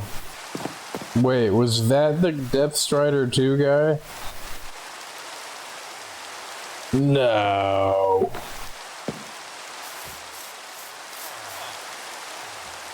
It was. No, dude, no.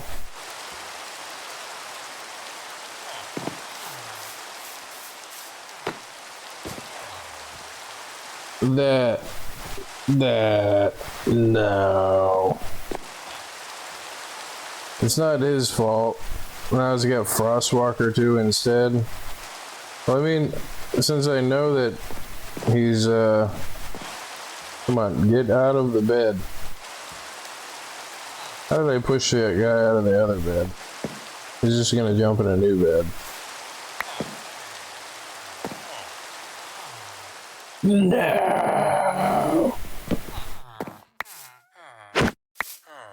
These things can be so frustrating. Oh my god, dude. It's like he's getting in the beds faster than I could get him out of the beds.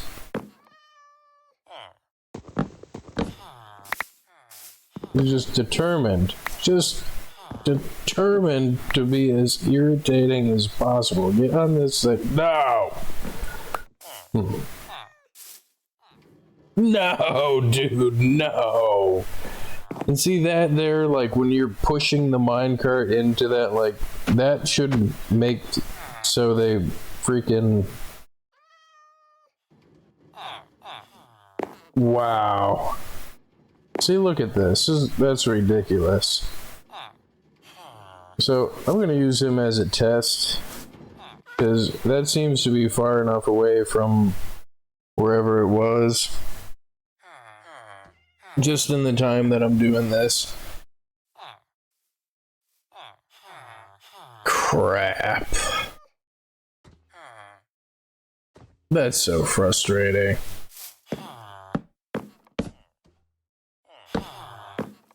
I was so excited to get a Depth Strider 2 guy as the first trade. And I forgot that they reset if they're far enough away from the workbench. But yeah, rolling them back and forth, like, you would need a lot of villagers spaced far enough apart to where they don't try to select the wrong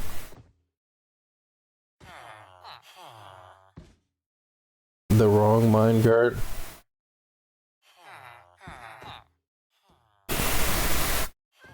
And I'm designing that in my head as I go, kind of thing. I mean, I'll get it back eventually, but that's frustrating. So I don't really want any of these for right now. And if I'm gonna level one, I want to level the efficiency guy, just to see if he gives me something better. The one that I kind of want is the lure guy. Piercing 4 I don't really care about. So, because you can combine lure, and it's a relatively rare enchantment. Look at that, I even made a name tag.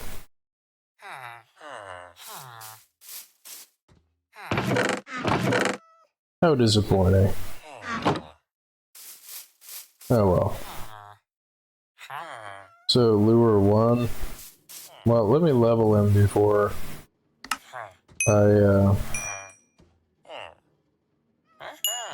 really not getting much in the way of XP here, and I really don't want this many lure books. Thank you, Iron Golem. Thank you.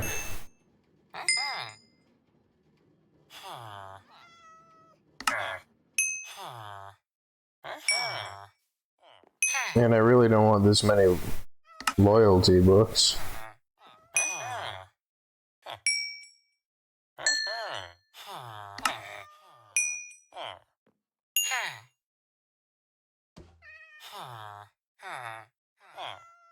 And crap.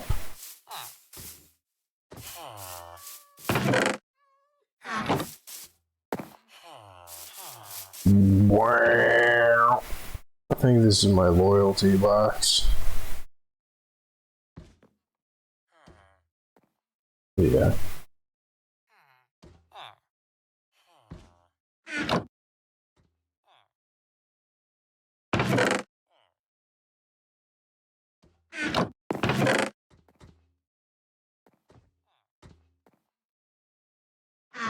Alright, that was my unbreaking box.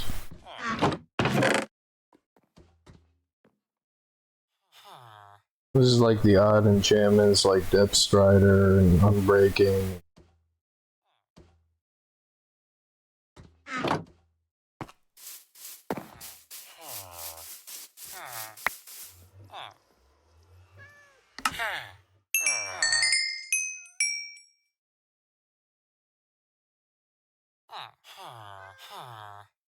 Ooh, value went way up on this guy. So, Feather Falling 3. And all of the other stuff is just a bonus. Like,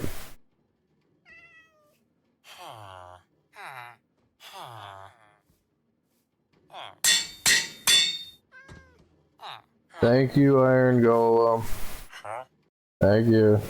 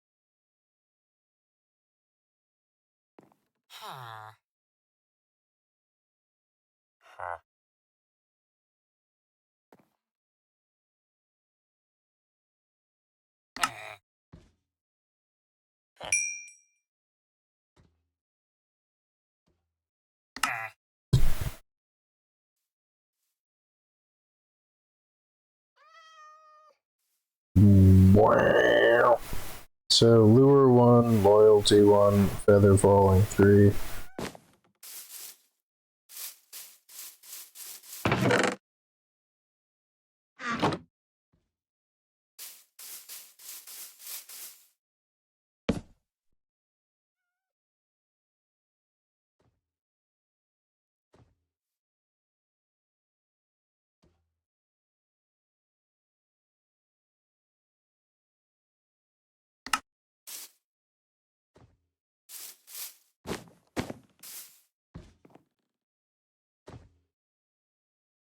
Huh?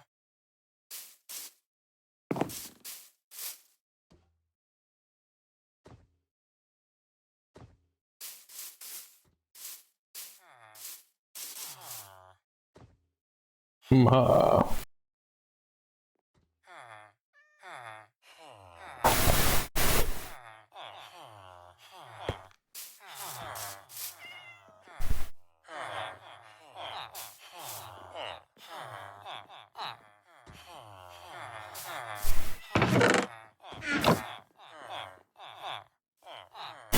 Yeah, I think I'm almost entirely out of emeralds. Yeah? That's okay. I guess I'll level these guys later.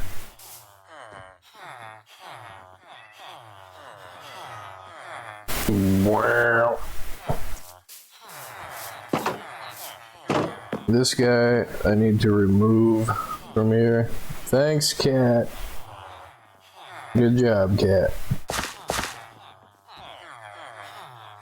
I mean, power 3 is good enough to have on its own. Because you combine, what, 4 of them? And you get power 5. So this guy, I do need to keep this guy. So even though he's not fully leveled. Thank you, cat.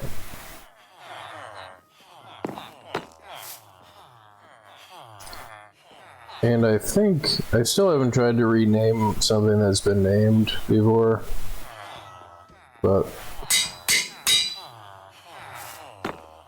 I think you can.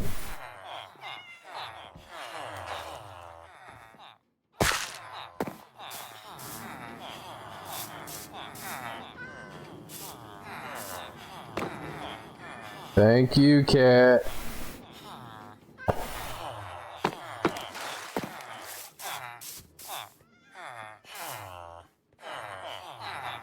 And this guy is the guy that needs to go in the, oh crap.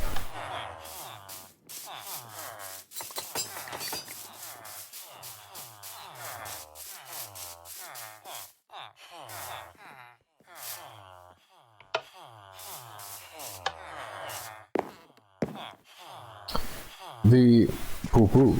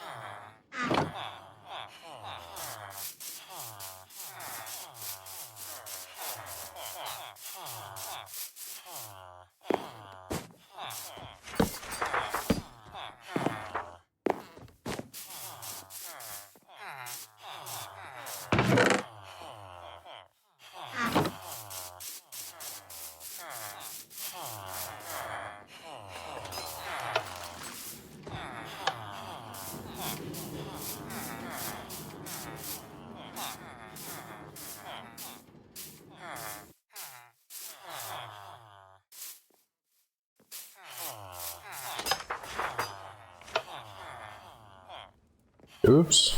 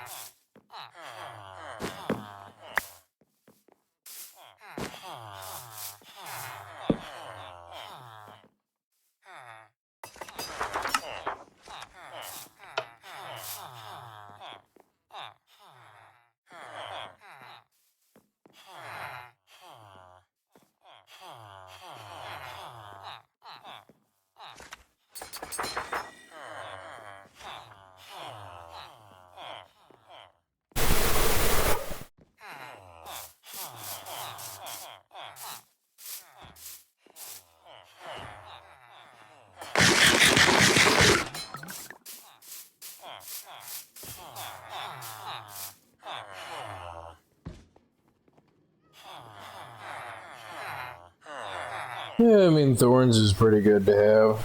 I've already got a Frostwalker 2 guy and a Fire Aspect guy.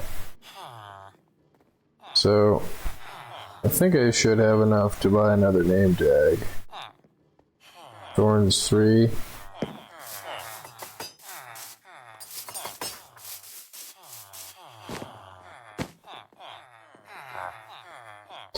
So that's for 20 and 20, yeah.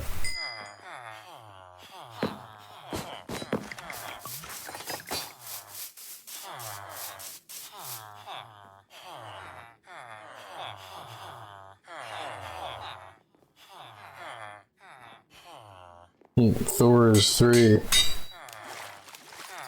Not Thorn, as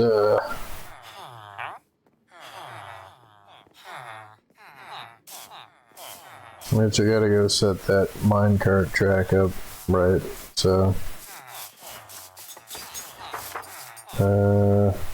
this one.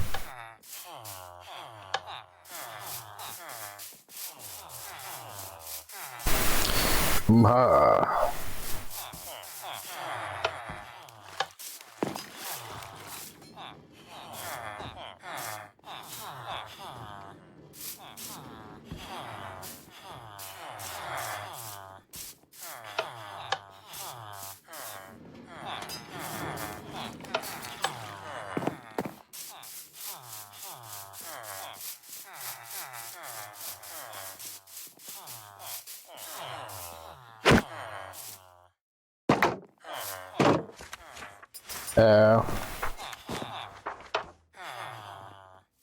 Like a glove.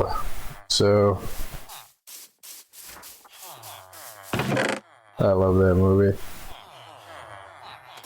Ace Ventura.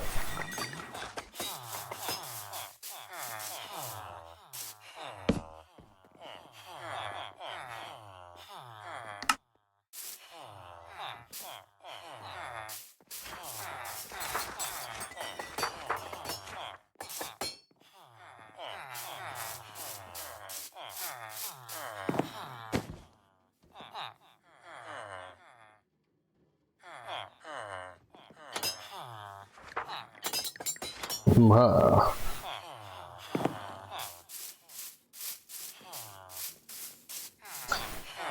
Yeah, so it does reset, but it takes longer than a minute.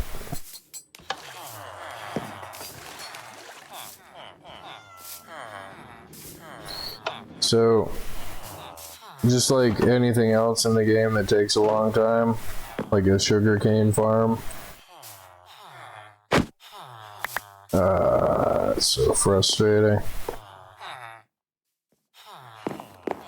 Anything else that takes longer in the game, you have to increase the volume at which each individual thing is happening. So if you wanted to brute force the base thing that a librarian trades you, you'd have to have a bunch of them separated so they can't path through the block. I'm pretty sure the way that works, like, and I forget what the detection radius is. I would have to look that up to see what the detection radius is, because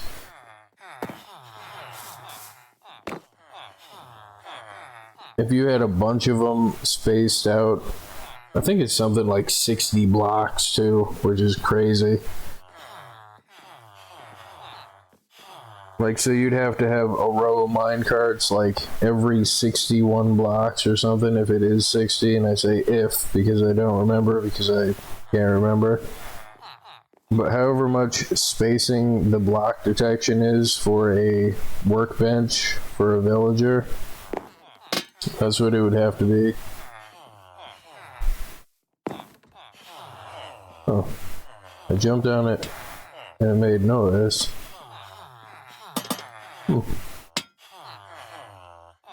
Yeah, let's see what he's got now.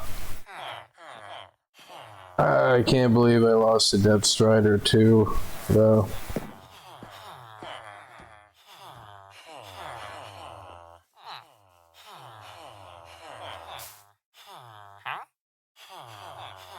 Well, now I know if I see like a really good enchantment as like the first book, I should make sure to make a trade with them in case I forget, and then do something like this. Like, I wasn't expecting them to reset, and I know that they reset, I just forgot about it. Ah.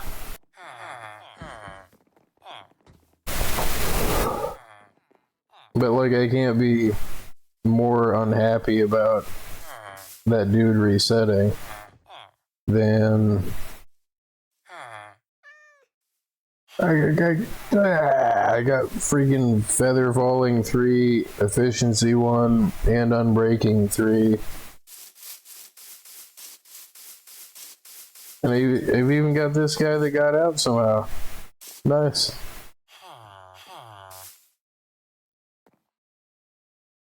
Oh, man.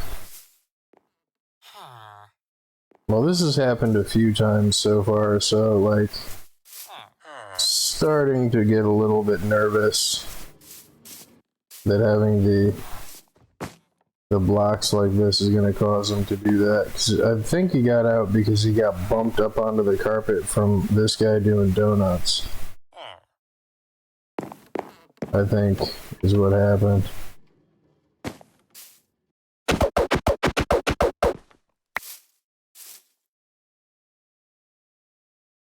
Power 3, Thorns 3, Feather Falling 3, Lure, Efficiency 1, and Efficiency 1 seems like, why am I excited about that? Well, I didn't have a consistent efficiency book, and I can buy as many of those as I need to combine whatever level of efficiency that I need to do work on whatever tool I'm adding it to.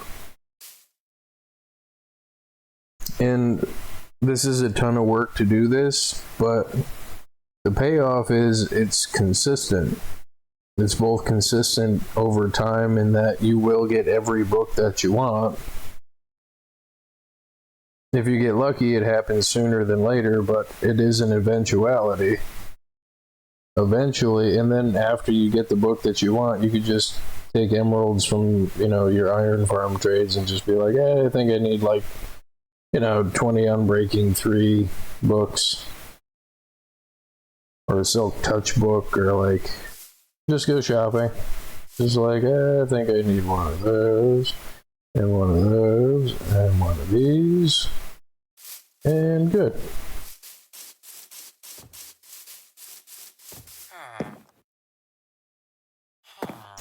This guy has got to be retired over to the thing. These two need to go back into the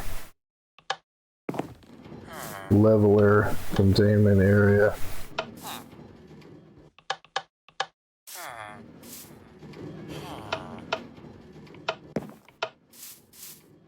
Wow. And they stop right there too.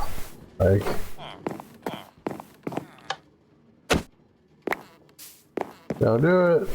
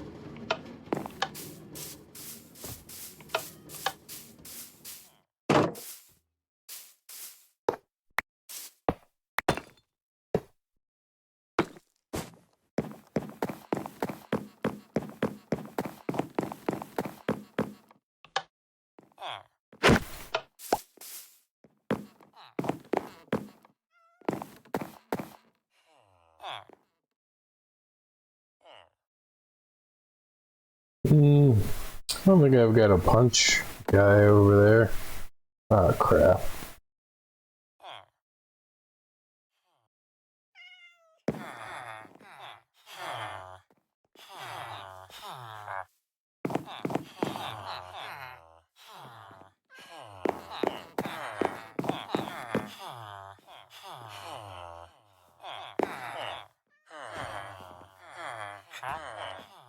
I was just gonna say I had one over here the whole time, but no, it's the same dude from before. Okay. Yeah, I don't know if I've got a knockback guy over there. The other reason that I was being a little bit more stringent about the particular one that I wanted was it's because I was putting one person per cell per holding area than 3 of them. But I mean, now that I'm adding 3 of them, it's like it seems to be working well enough and makes this more space efficient while also being able to easily have them be labeled, have a bed, a workbench, and be able to move them around if I need to.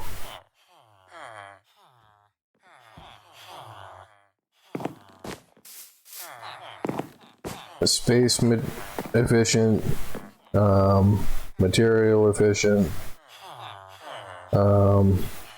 They can restock, they don't lose their jobs, they don't despawn because they're named, they're labeled, the outside is labeled. They've got beds. I can swap them around for any other part of the system.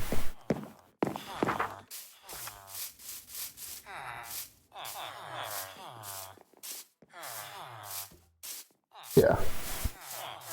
Nice.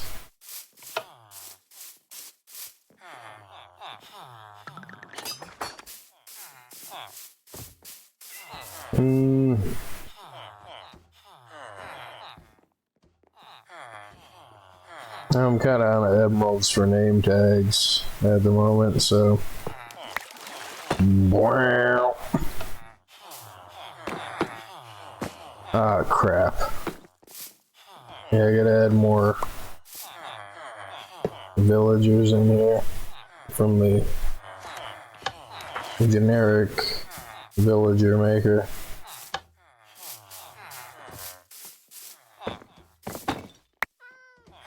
Wow. Oops.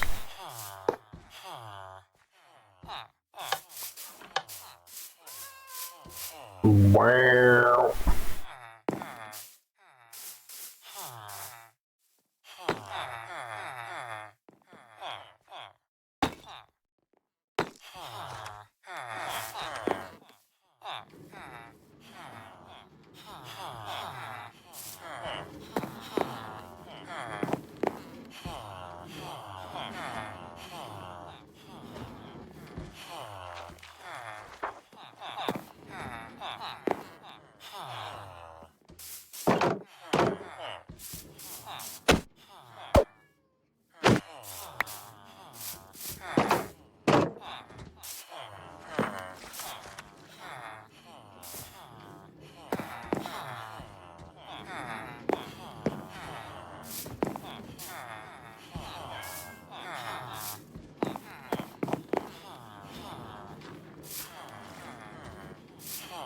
But you know, that kind of solves the problem of having to have this spacing, because it's still going to take as much time as it takes to do that anyway, is to have them reset their jobs. Is I could just clear this out and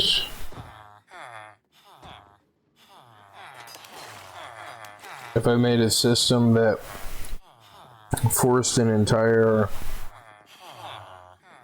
group of villagers in and out all at once, like,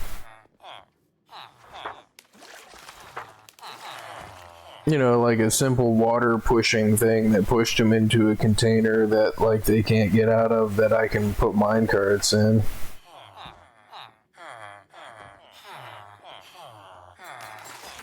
Would probably be the way to do that, like.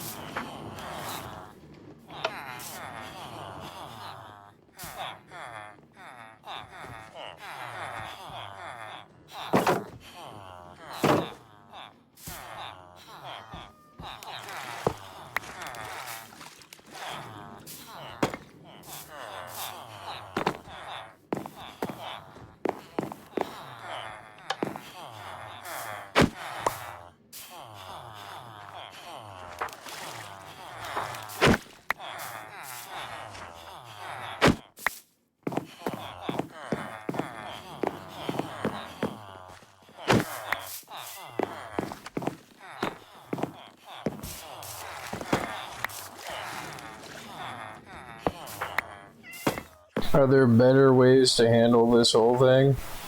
Probably. Do I know about them? No.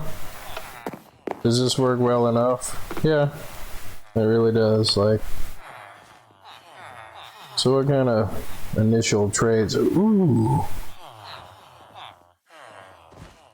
And I'm out of emeralds. Of course, right? And both things that he needs is books and emeralds.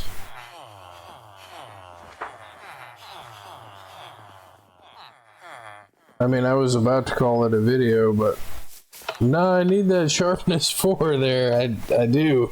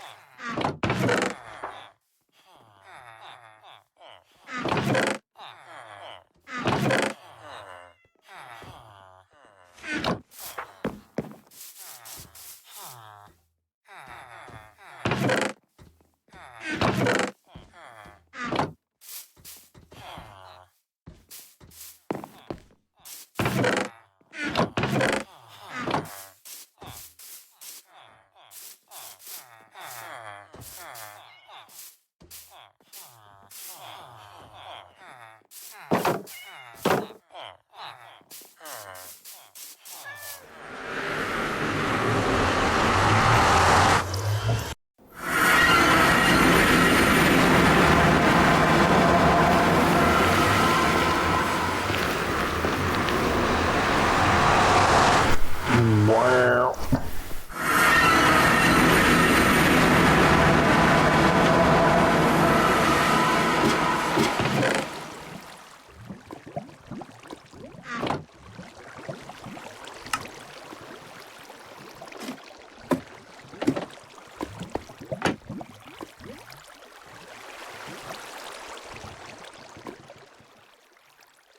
Yeah, I love this iron farm.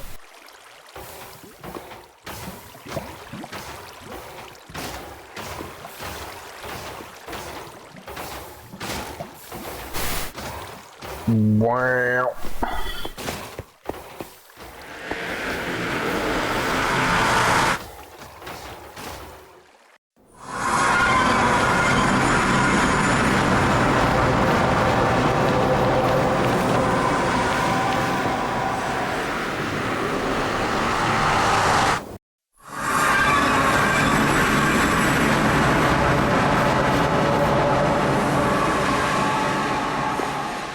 The kitty cat.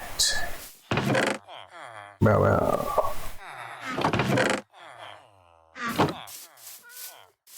Bow wow.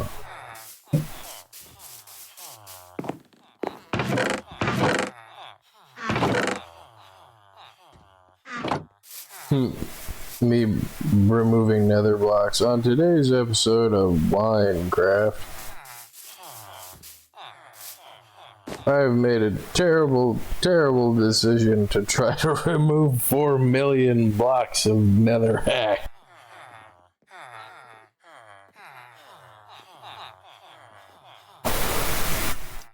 But yeah, the thing that I want to test next is just how effective is the wither.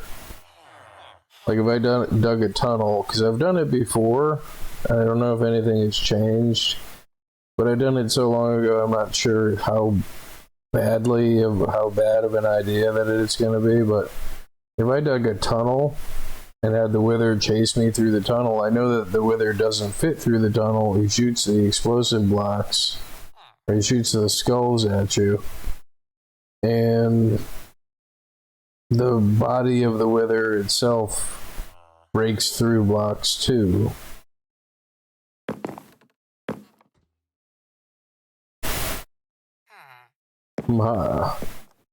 I forgot what I was doing. Right, I was doing iron trades to get emeralds.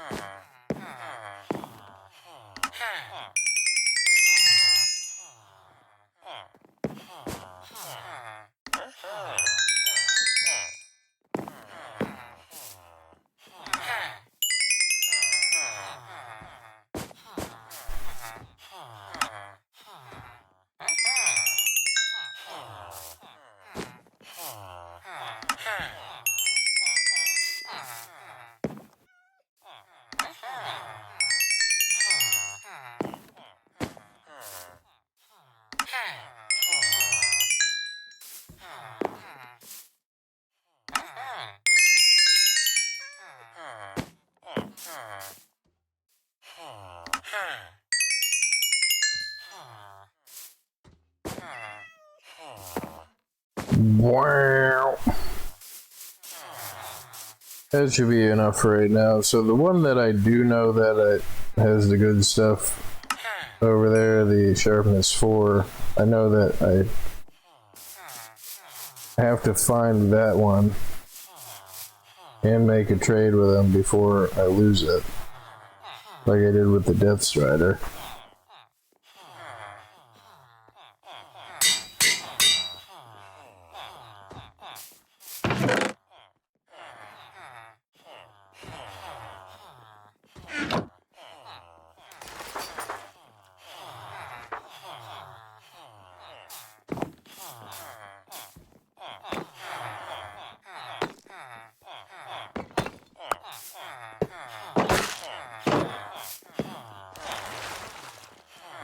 Yes! I don't have any books. Crap.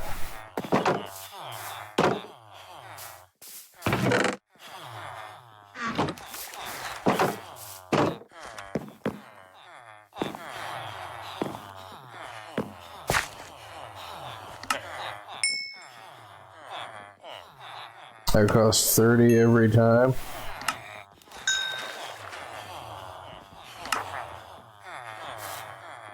Well, it's worth it. So, I was just gonna say, well, he's standing there, I may as well put the minecart, and then this guy.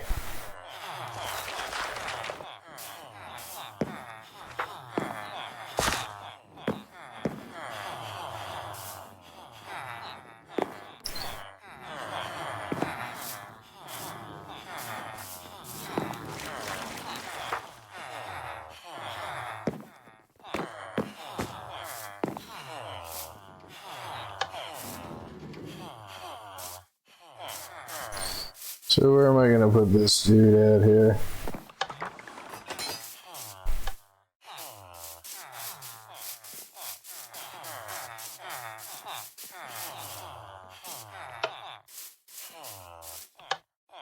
So I need 2 more beds and 2 more lecterns.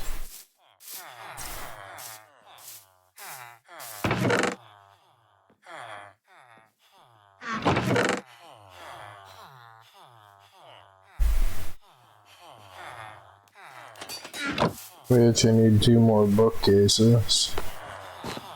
One of these guys must sell a bookcase. Oh, that's pretty nice. I have a flame guy.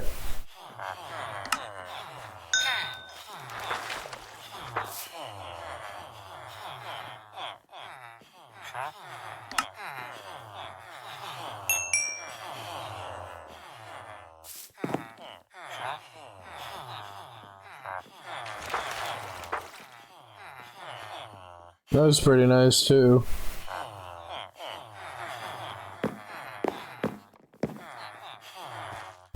What? Yes! Yes! Apparently I don't need a swamp librarian. Yes! I don't know what to do with myself, like...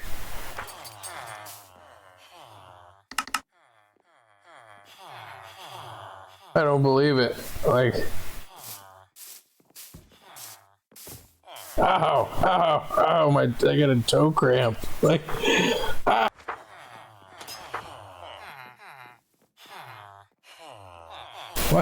Why is my toe hurting? Like... It's like playing Toe Stubber Simulator.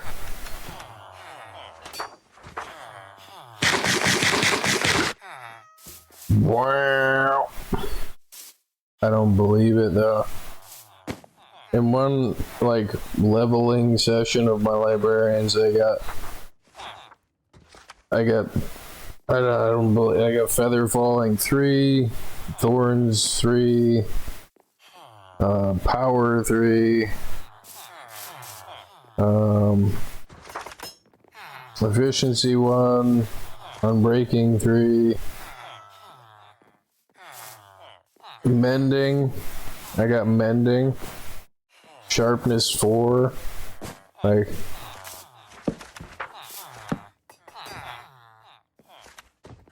Man. That's crazy. Get out of the way, dude.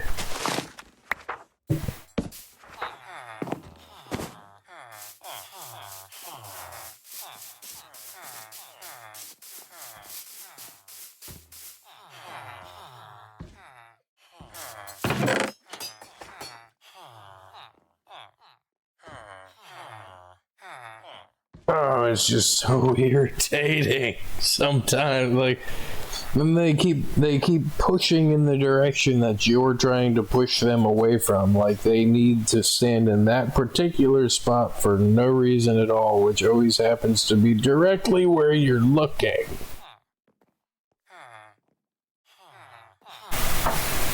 And I went from being like super happy that I got the mending guy to like I just want to kill that villager. Like, dude.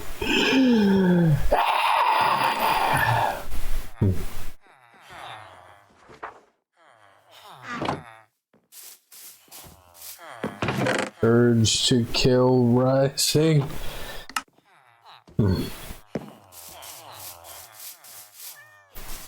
Wow.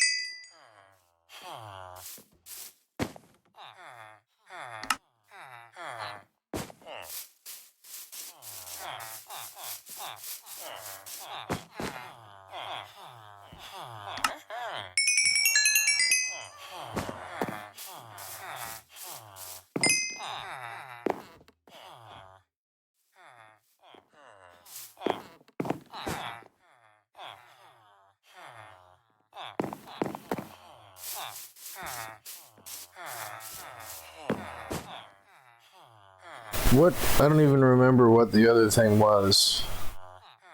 I think it was mending. Well, I know it was mending, but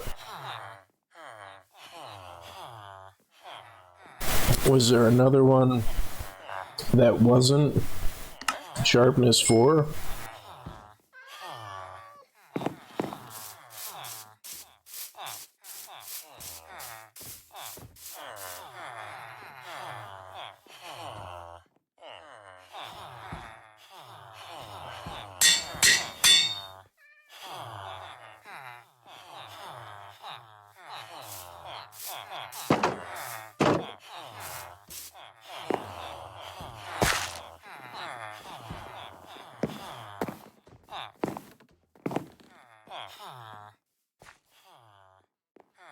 Yeah, I should probably put the flame guy in there too, because that's already good enough to put on a bow, because I like to have the fire bow. Are you the mending guy? That's fire aspect. Piercing 4. Junk. Mending. I can't believe I've got a mending villager now. Yeah, and it's his first trade too. And he but I haven't traded with him yet. So there we go. Now he's not gonna lose his trades. Like,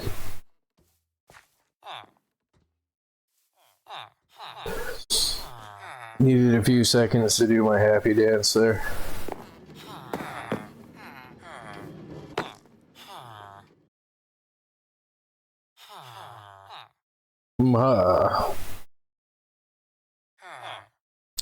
The other part of it is when I first designed this and that, I didn't realize that, like, and I'm pretty sure when I first discovered it,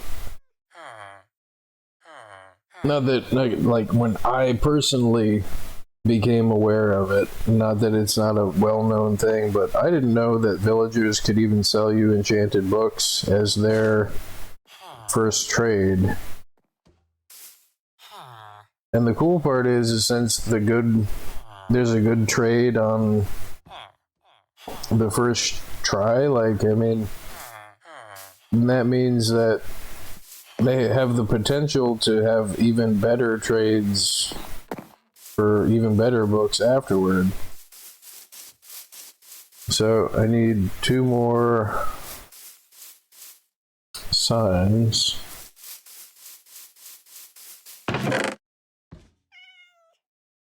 Wow. Let's move these guys over there, so that should...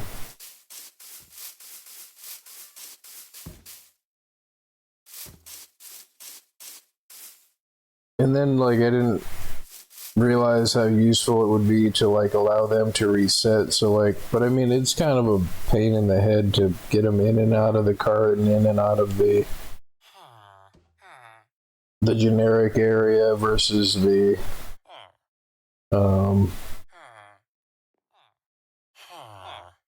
you know, the specialized area with the workbench in it. Wow. So we got sharpness 4, which I did make a trade with him. Okay, so sharpness 4. And I would send both of them, except they're gonna bounce around back and forth. Or something like that would happen. Which is why I typically only send one at a time. Like, is he gonna get me? No, he's gonna try.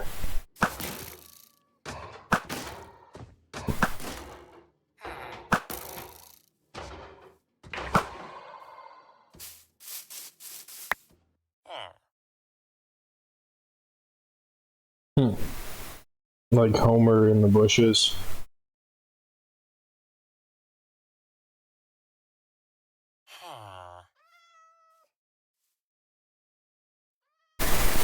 Wow. Come on, dude.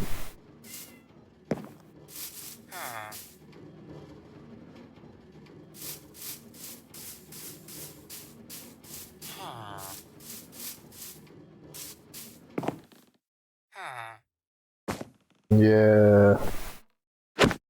No. So, what is that? Sharpness 4.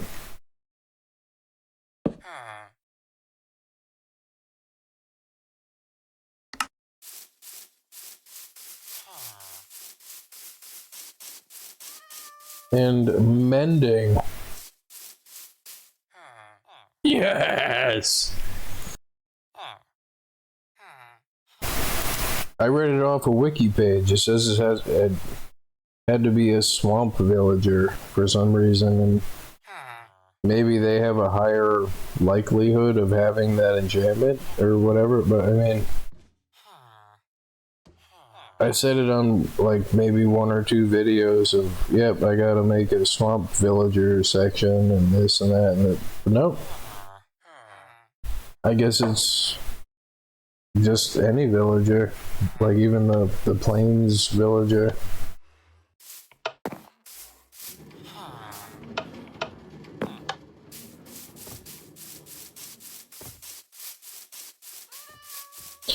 Wow.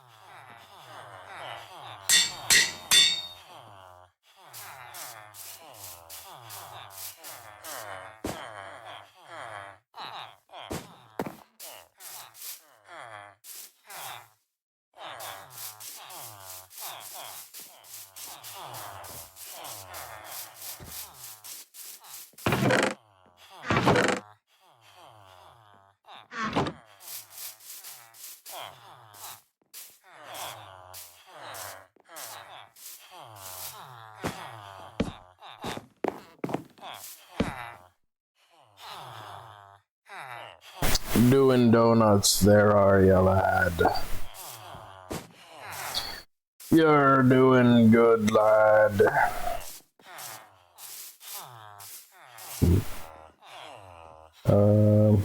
Yeah, I need emeralds. Ow. Just bounce my face off of the thing there. So, just run right straight into the wall.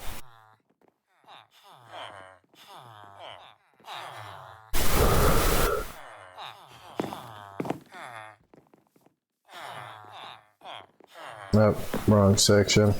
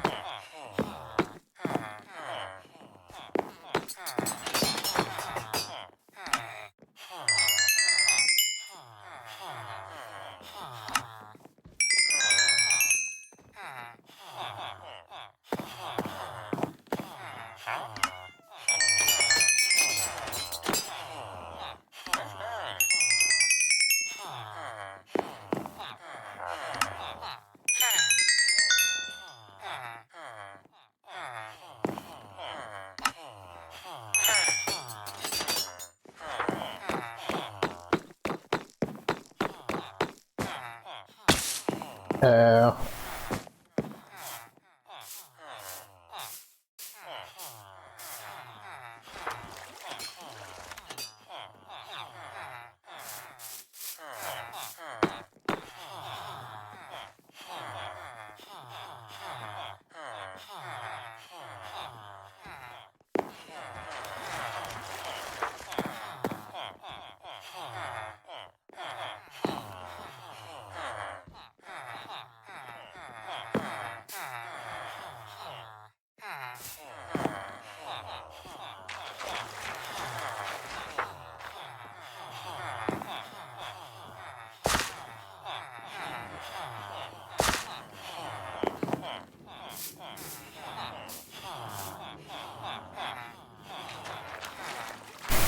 And it also just occurred to me that not only was it mending from a non-swamp villager, which it might not matter, I might have either misread something or the wiki page is wrong.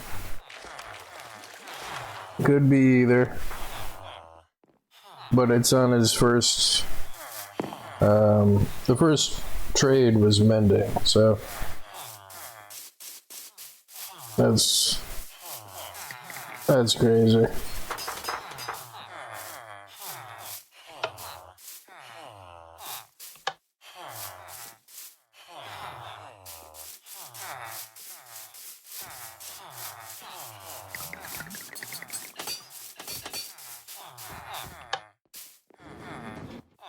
Oops.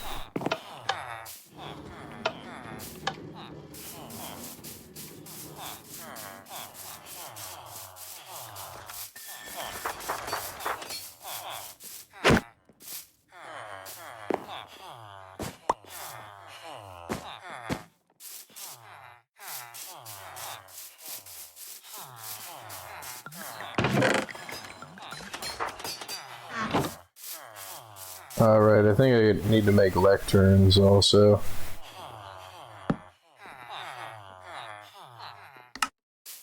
Right? Yeah.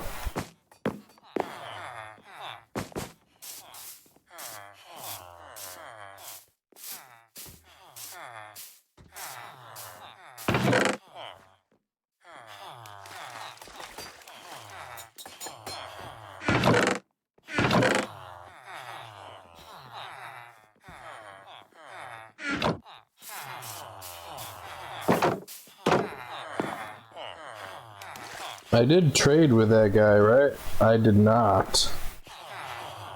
Before I mess around with anything else, I didn't trade with him to get a flame book.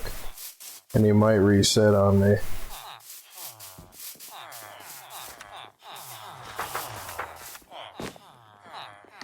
Oh wait, I did trade with him, okay. Panic mode.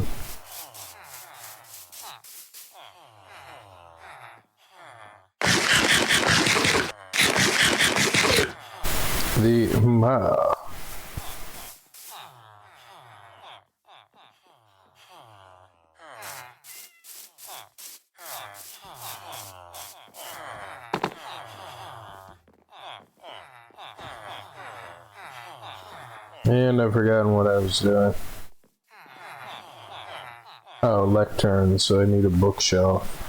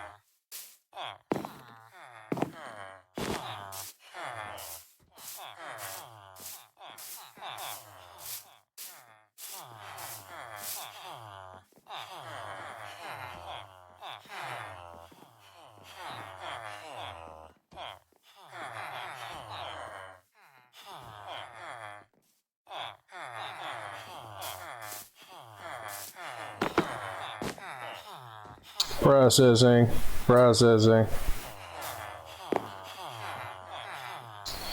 Now, respiration 2 isn't bad. I've got a fire aspect guy over there. Piercing 4. Kinda don't care about that. Projectile projection. Bookshelf. The piercing 4 guy might have something decent at some point. And I could reset this guy. But, I mean, it takes so long to reset him that, like...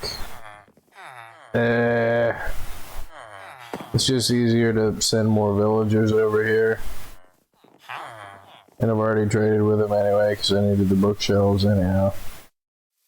So, I think I'm going to do the respiration 2 guy.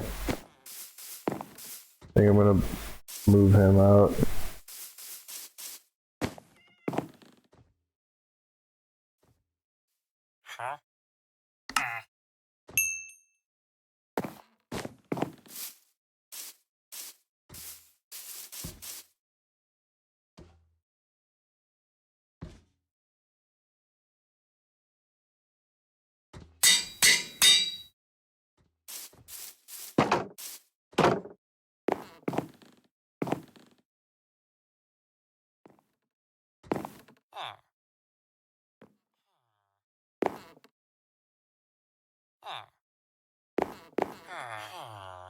Sound kind of like alligators.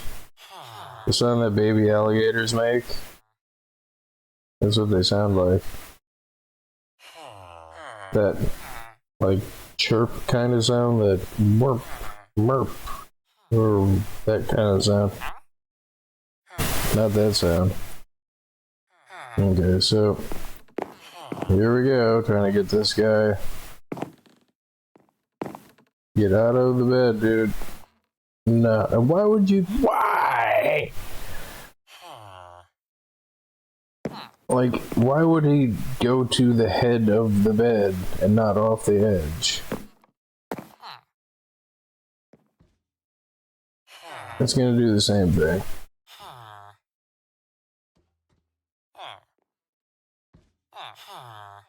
I want to hit him.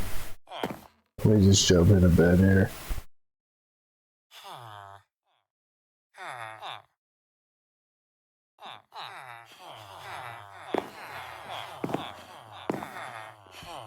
Where did he come from?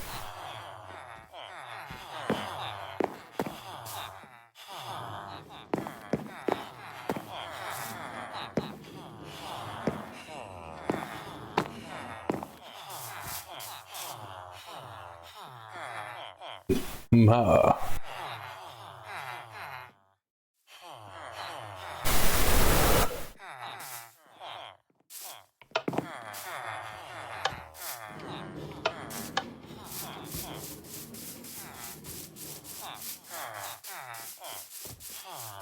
He got out again.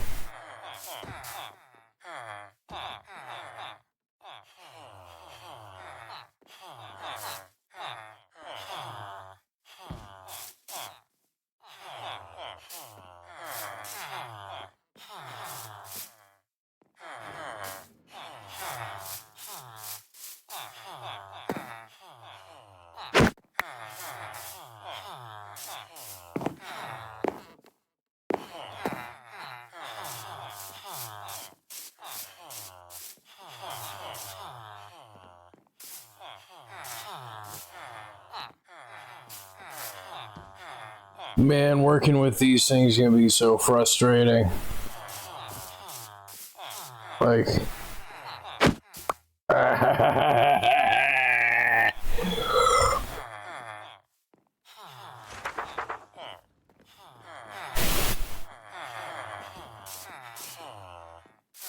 so now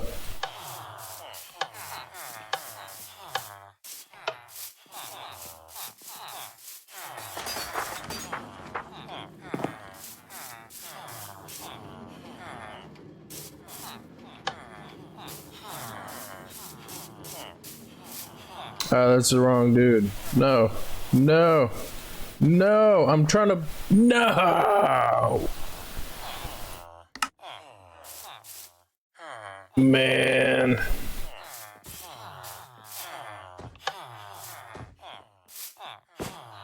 Get back in the cart, dude. Get back in the cart, dude. Get back in the cart, dude. Yeah, the cart that I'm pushing you toward that you're not getting into that.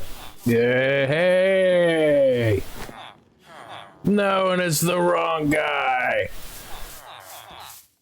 Whatever, I'll just change the signs. I wasn't gonna hit that and try not to hit you or anything.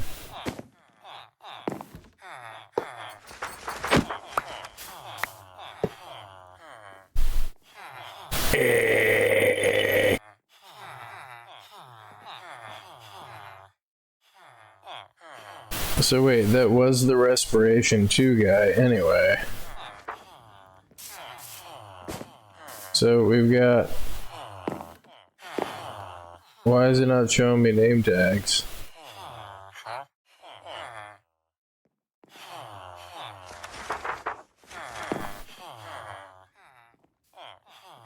Oh, is this guy not named? Is he the lure 2 guy that was in here? Okay, yeah. I guess he's not named. So there should only be 2 of them in here. Oh no. I haven't added the sign yet. So we got the respiration 2 guy. It should be sharpness 4 and mending.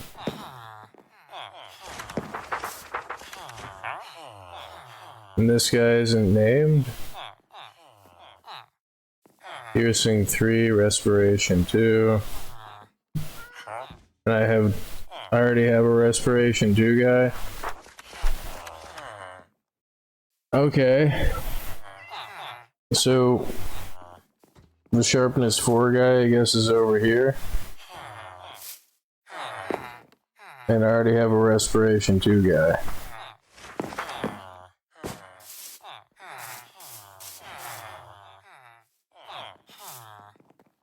Well, whatever.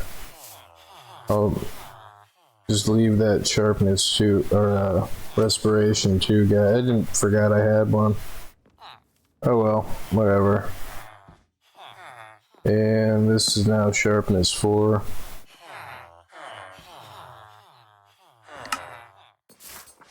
I mean, it's not great to have duplicates, but I mean, it's kind of not avoidable. I mean, because there's going to be ones that have the same stuff between them either way.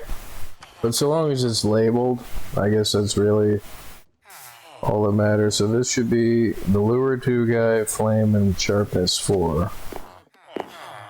He's lure 2, sharpness 4, and flame.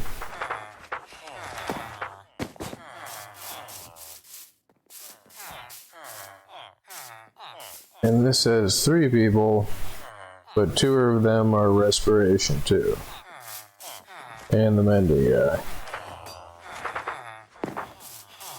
And I think I was trying to save emeralds in time by not naming them. Because there's probably more than a few that are unnamed. Like this guy. Yeah. He's a frostwalker too. I should probably name them all. Because that was back before I had emeralds, and I wanted to use the emeralds for leveling. Plus each name tag is like 20 emeralds, so that's why they're not named, is because I wasn't going to name them all. Which ultimately saves time and allowed me to prioritize the emeralds to leveling the armor and the toolsmiths. But I forgot about that, so I was surprised when I encountered a guy that wasn't named. Projectile, projection, fire aspect. Already traded with this guy. Bookshelf. And piercing 4.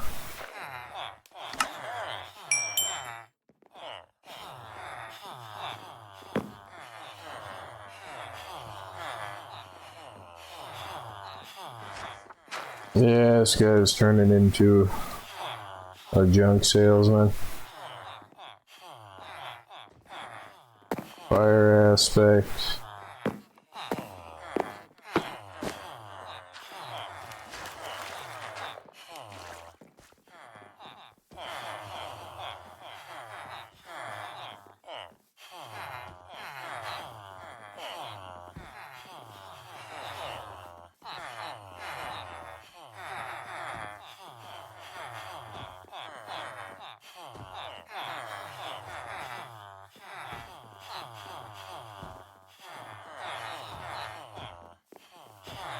So I need to move 8 more of them from here over to here.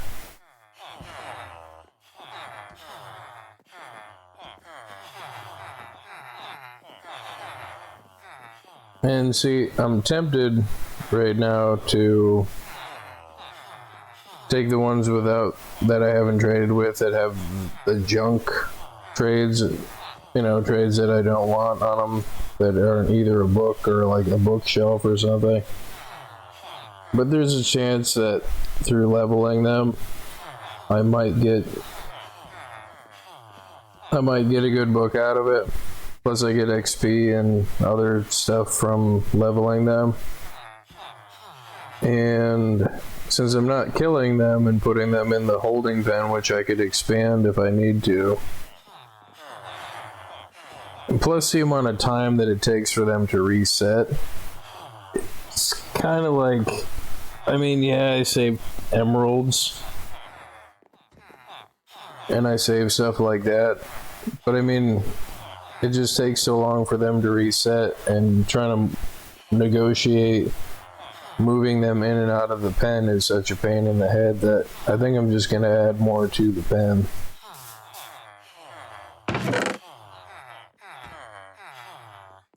So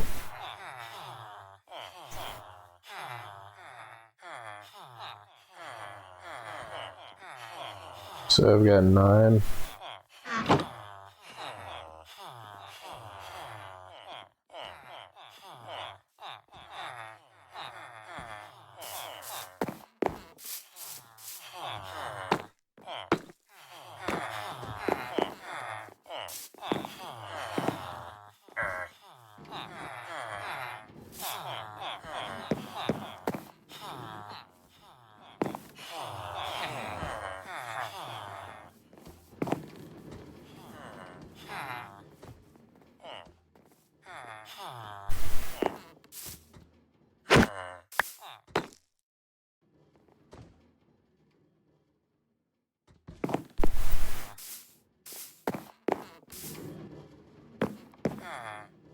Oh crap.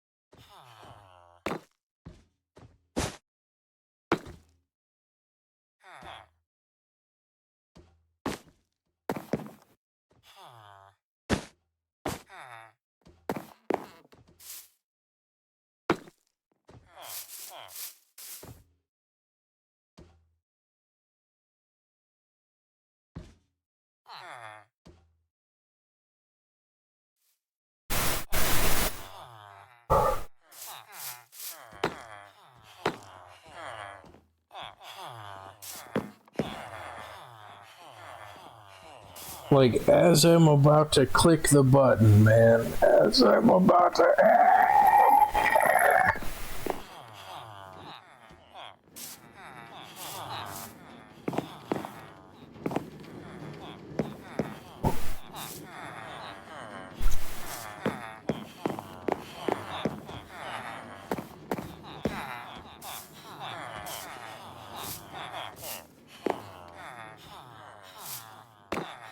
Is it the golem that caused him to bounce back?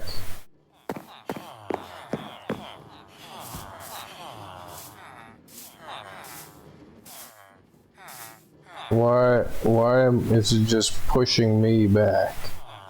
Because there's one standing directly in the way that wasn't there before.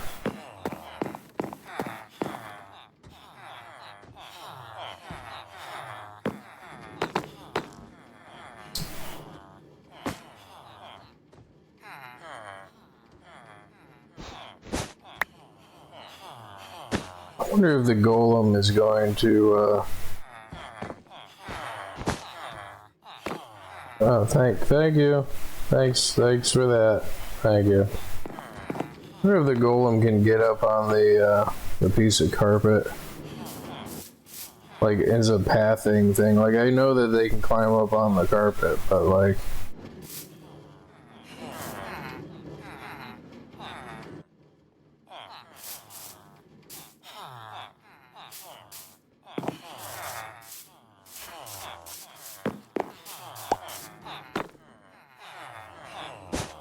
No!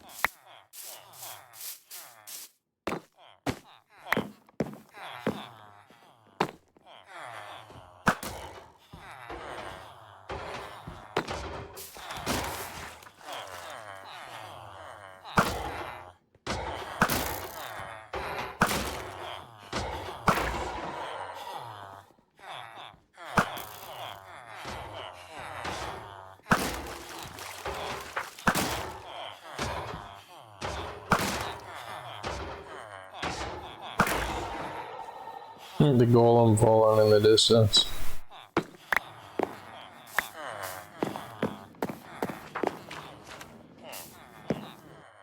It's like, why, dude? And it happens so often that it's like, it makes me think that they're programmed specifically to be frustrating.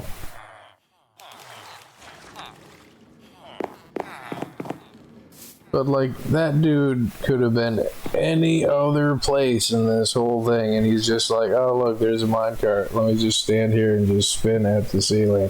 Like, I mean, like.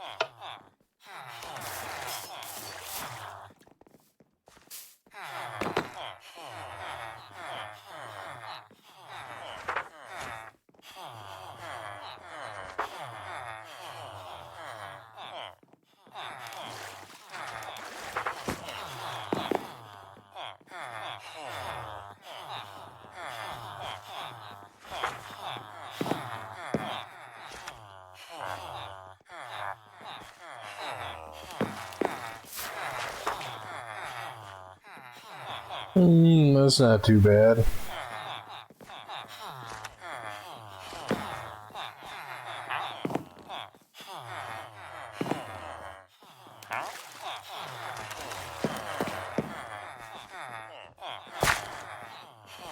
I mean, just for the sake of having an aqua affinity, like...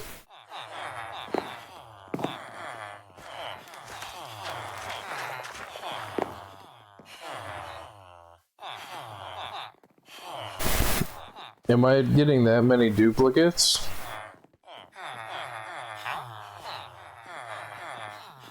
Or am I just selecting the same ones every time?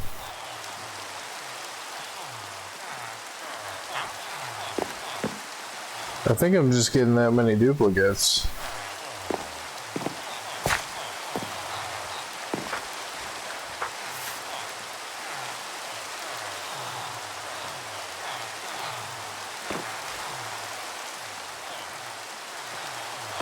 Yeah, see, not a whole bunch of reasons that make me want to send them all back out of the thing. The other thing is, I wonder if I did like 2 sticky pistons that push the workbench block up above their head. I mean, the other alternatives, if I wanted to reset them all, I could just pick up the workbenches, like just manually, like break out the lecterns. Because there's a whole bunch of not really great ones here. And now that I know that I can just re-roll them every time, which is kind of new information to me in the whole process of how I'm doing this. And the fact that I got mending on like the first try on a low-level trade villager, like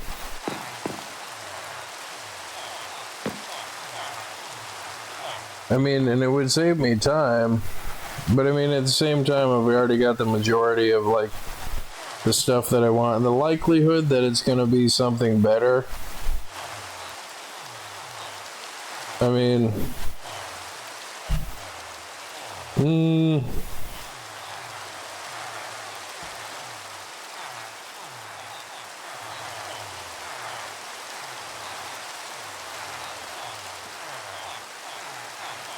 removing the workbenches though and replacing the workbenches, the downside of that is if there is a good one in there.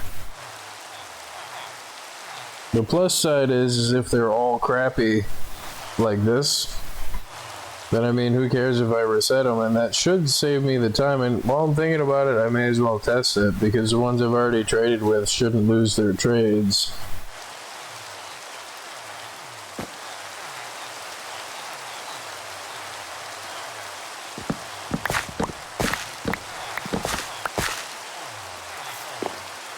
And they lose their trade almost immediately.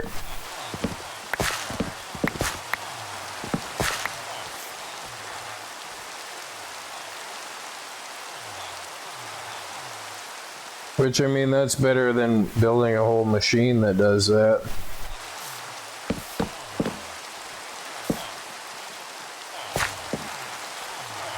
The downside is trying to replace the blocks.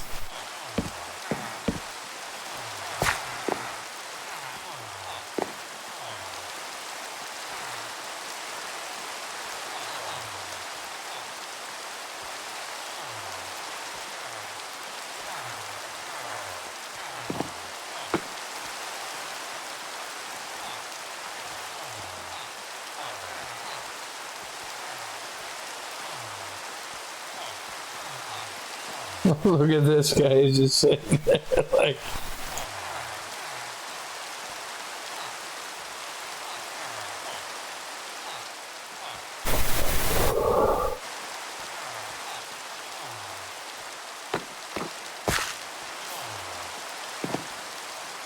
So I think that's all 12 of them. Yeah.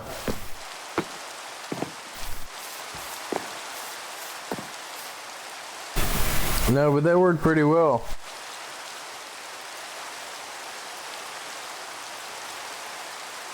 And they reset almost immediately. Which, that's way better than trying to move them and wait for them to despawn. Which... Look, no! No! That's crazy. I got a second mending dude there. And I mean, I kind of want the knockback too.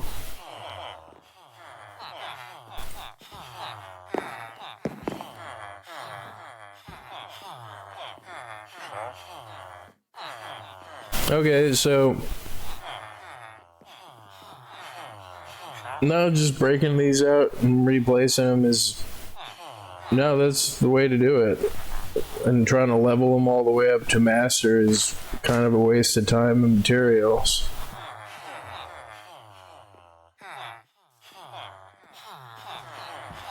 And I don't have to make any changes to my current system.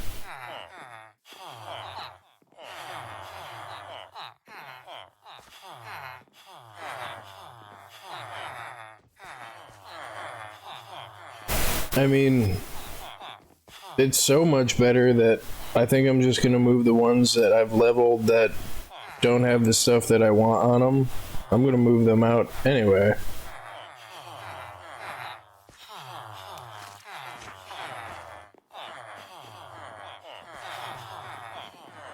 Because if I start with the book that has the thing that I want on it to begin with, rather than, you know, not trade with them, or trade with them and try to level them, I could just start with the book that has what I want on it, and then any subsequent trades that come afterward have the chance of being a good book. So that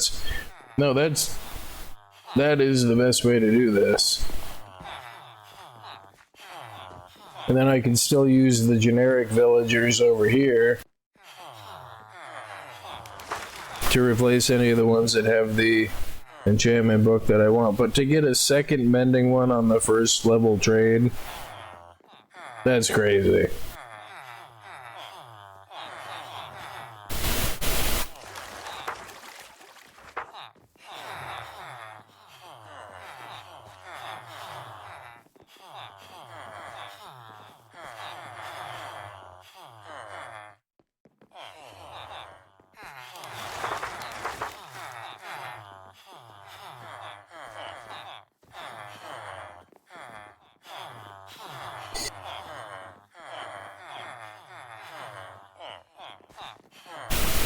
But I'm kind of getting to the point where I need a break, and I don't want the video to run for like 6 hours or whatever. I mean, so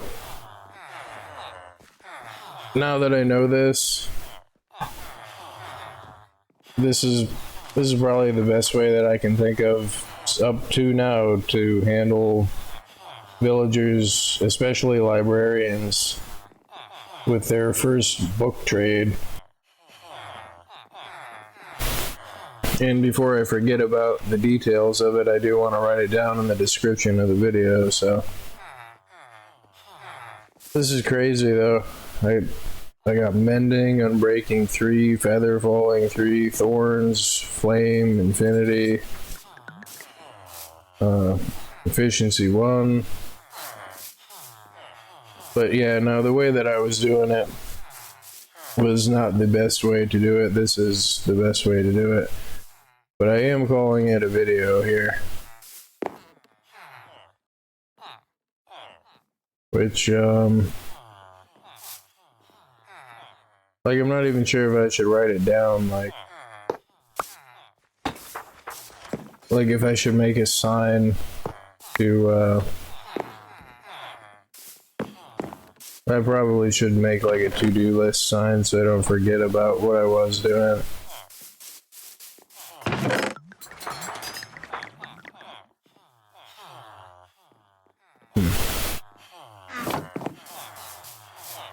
And thinking about it, I should probably just AFK and let the iron build up. Which I'm not going to do that on the video, but let's see here.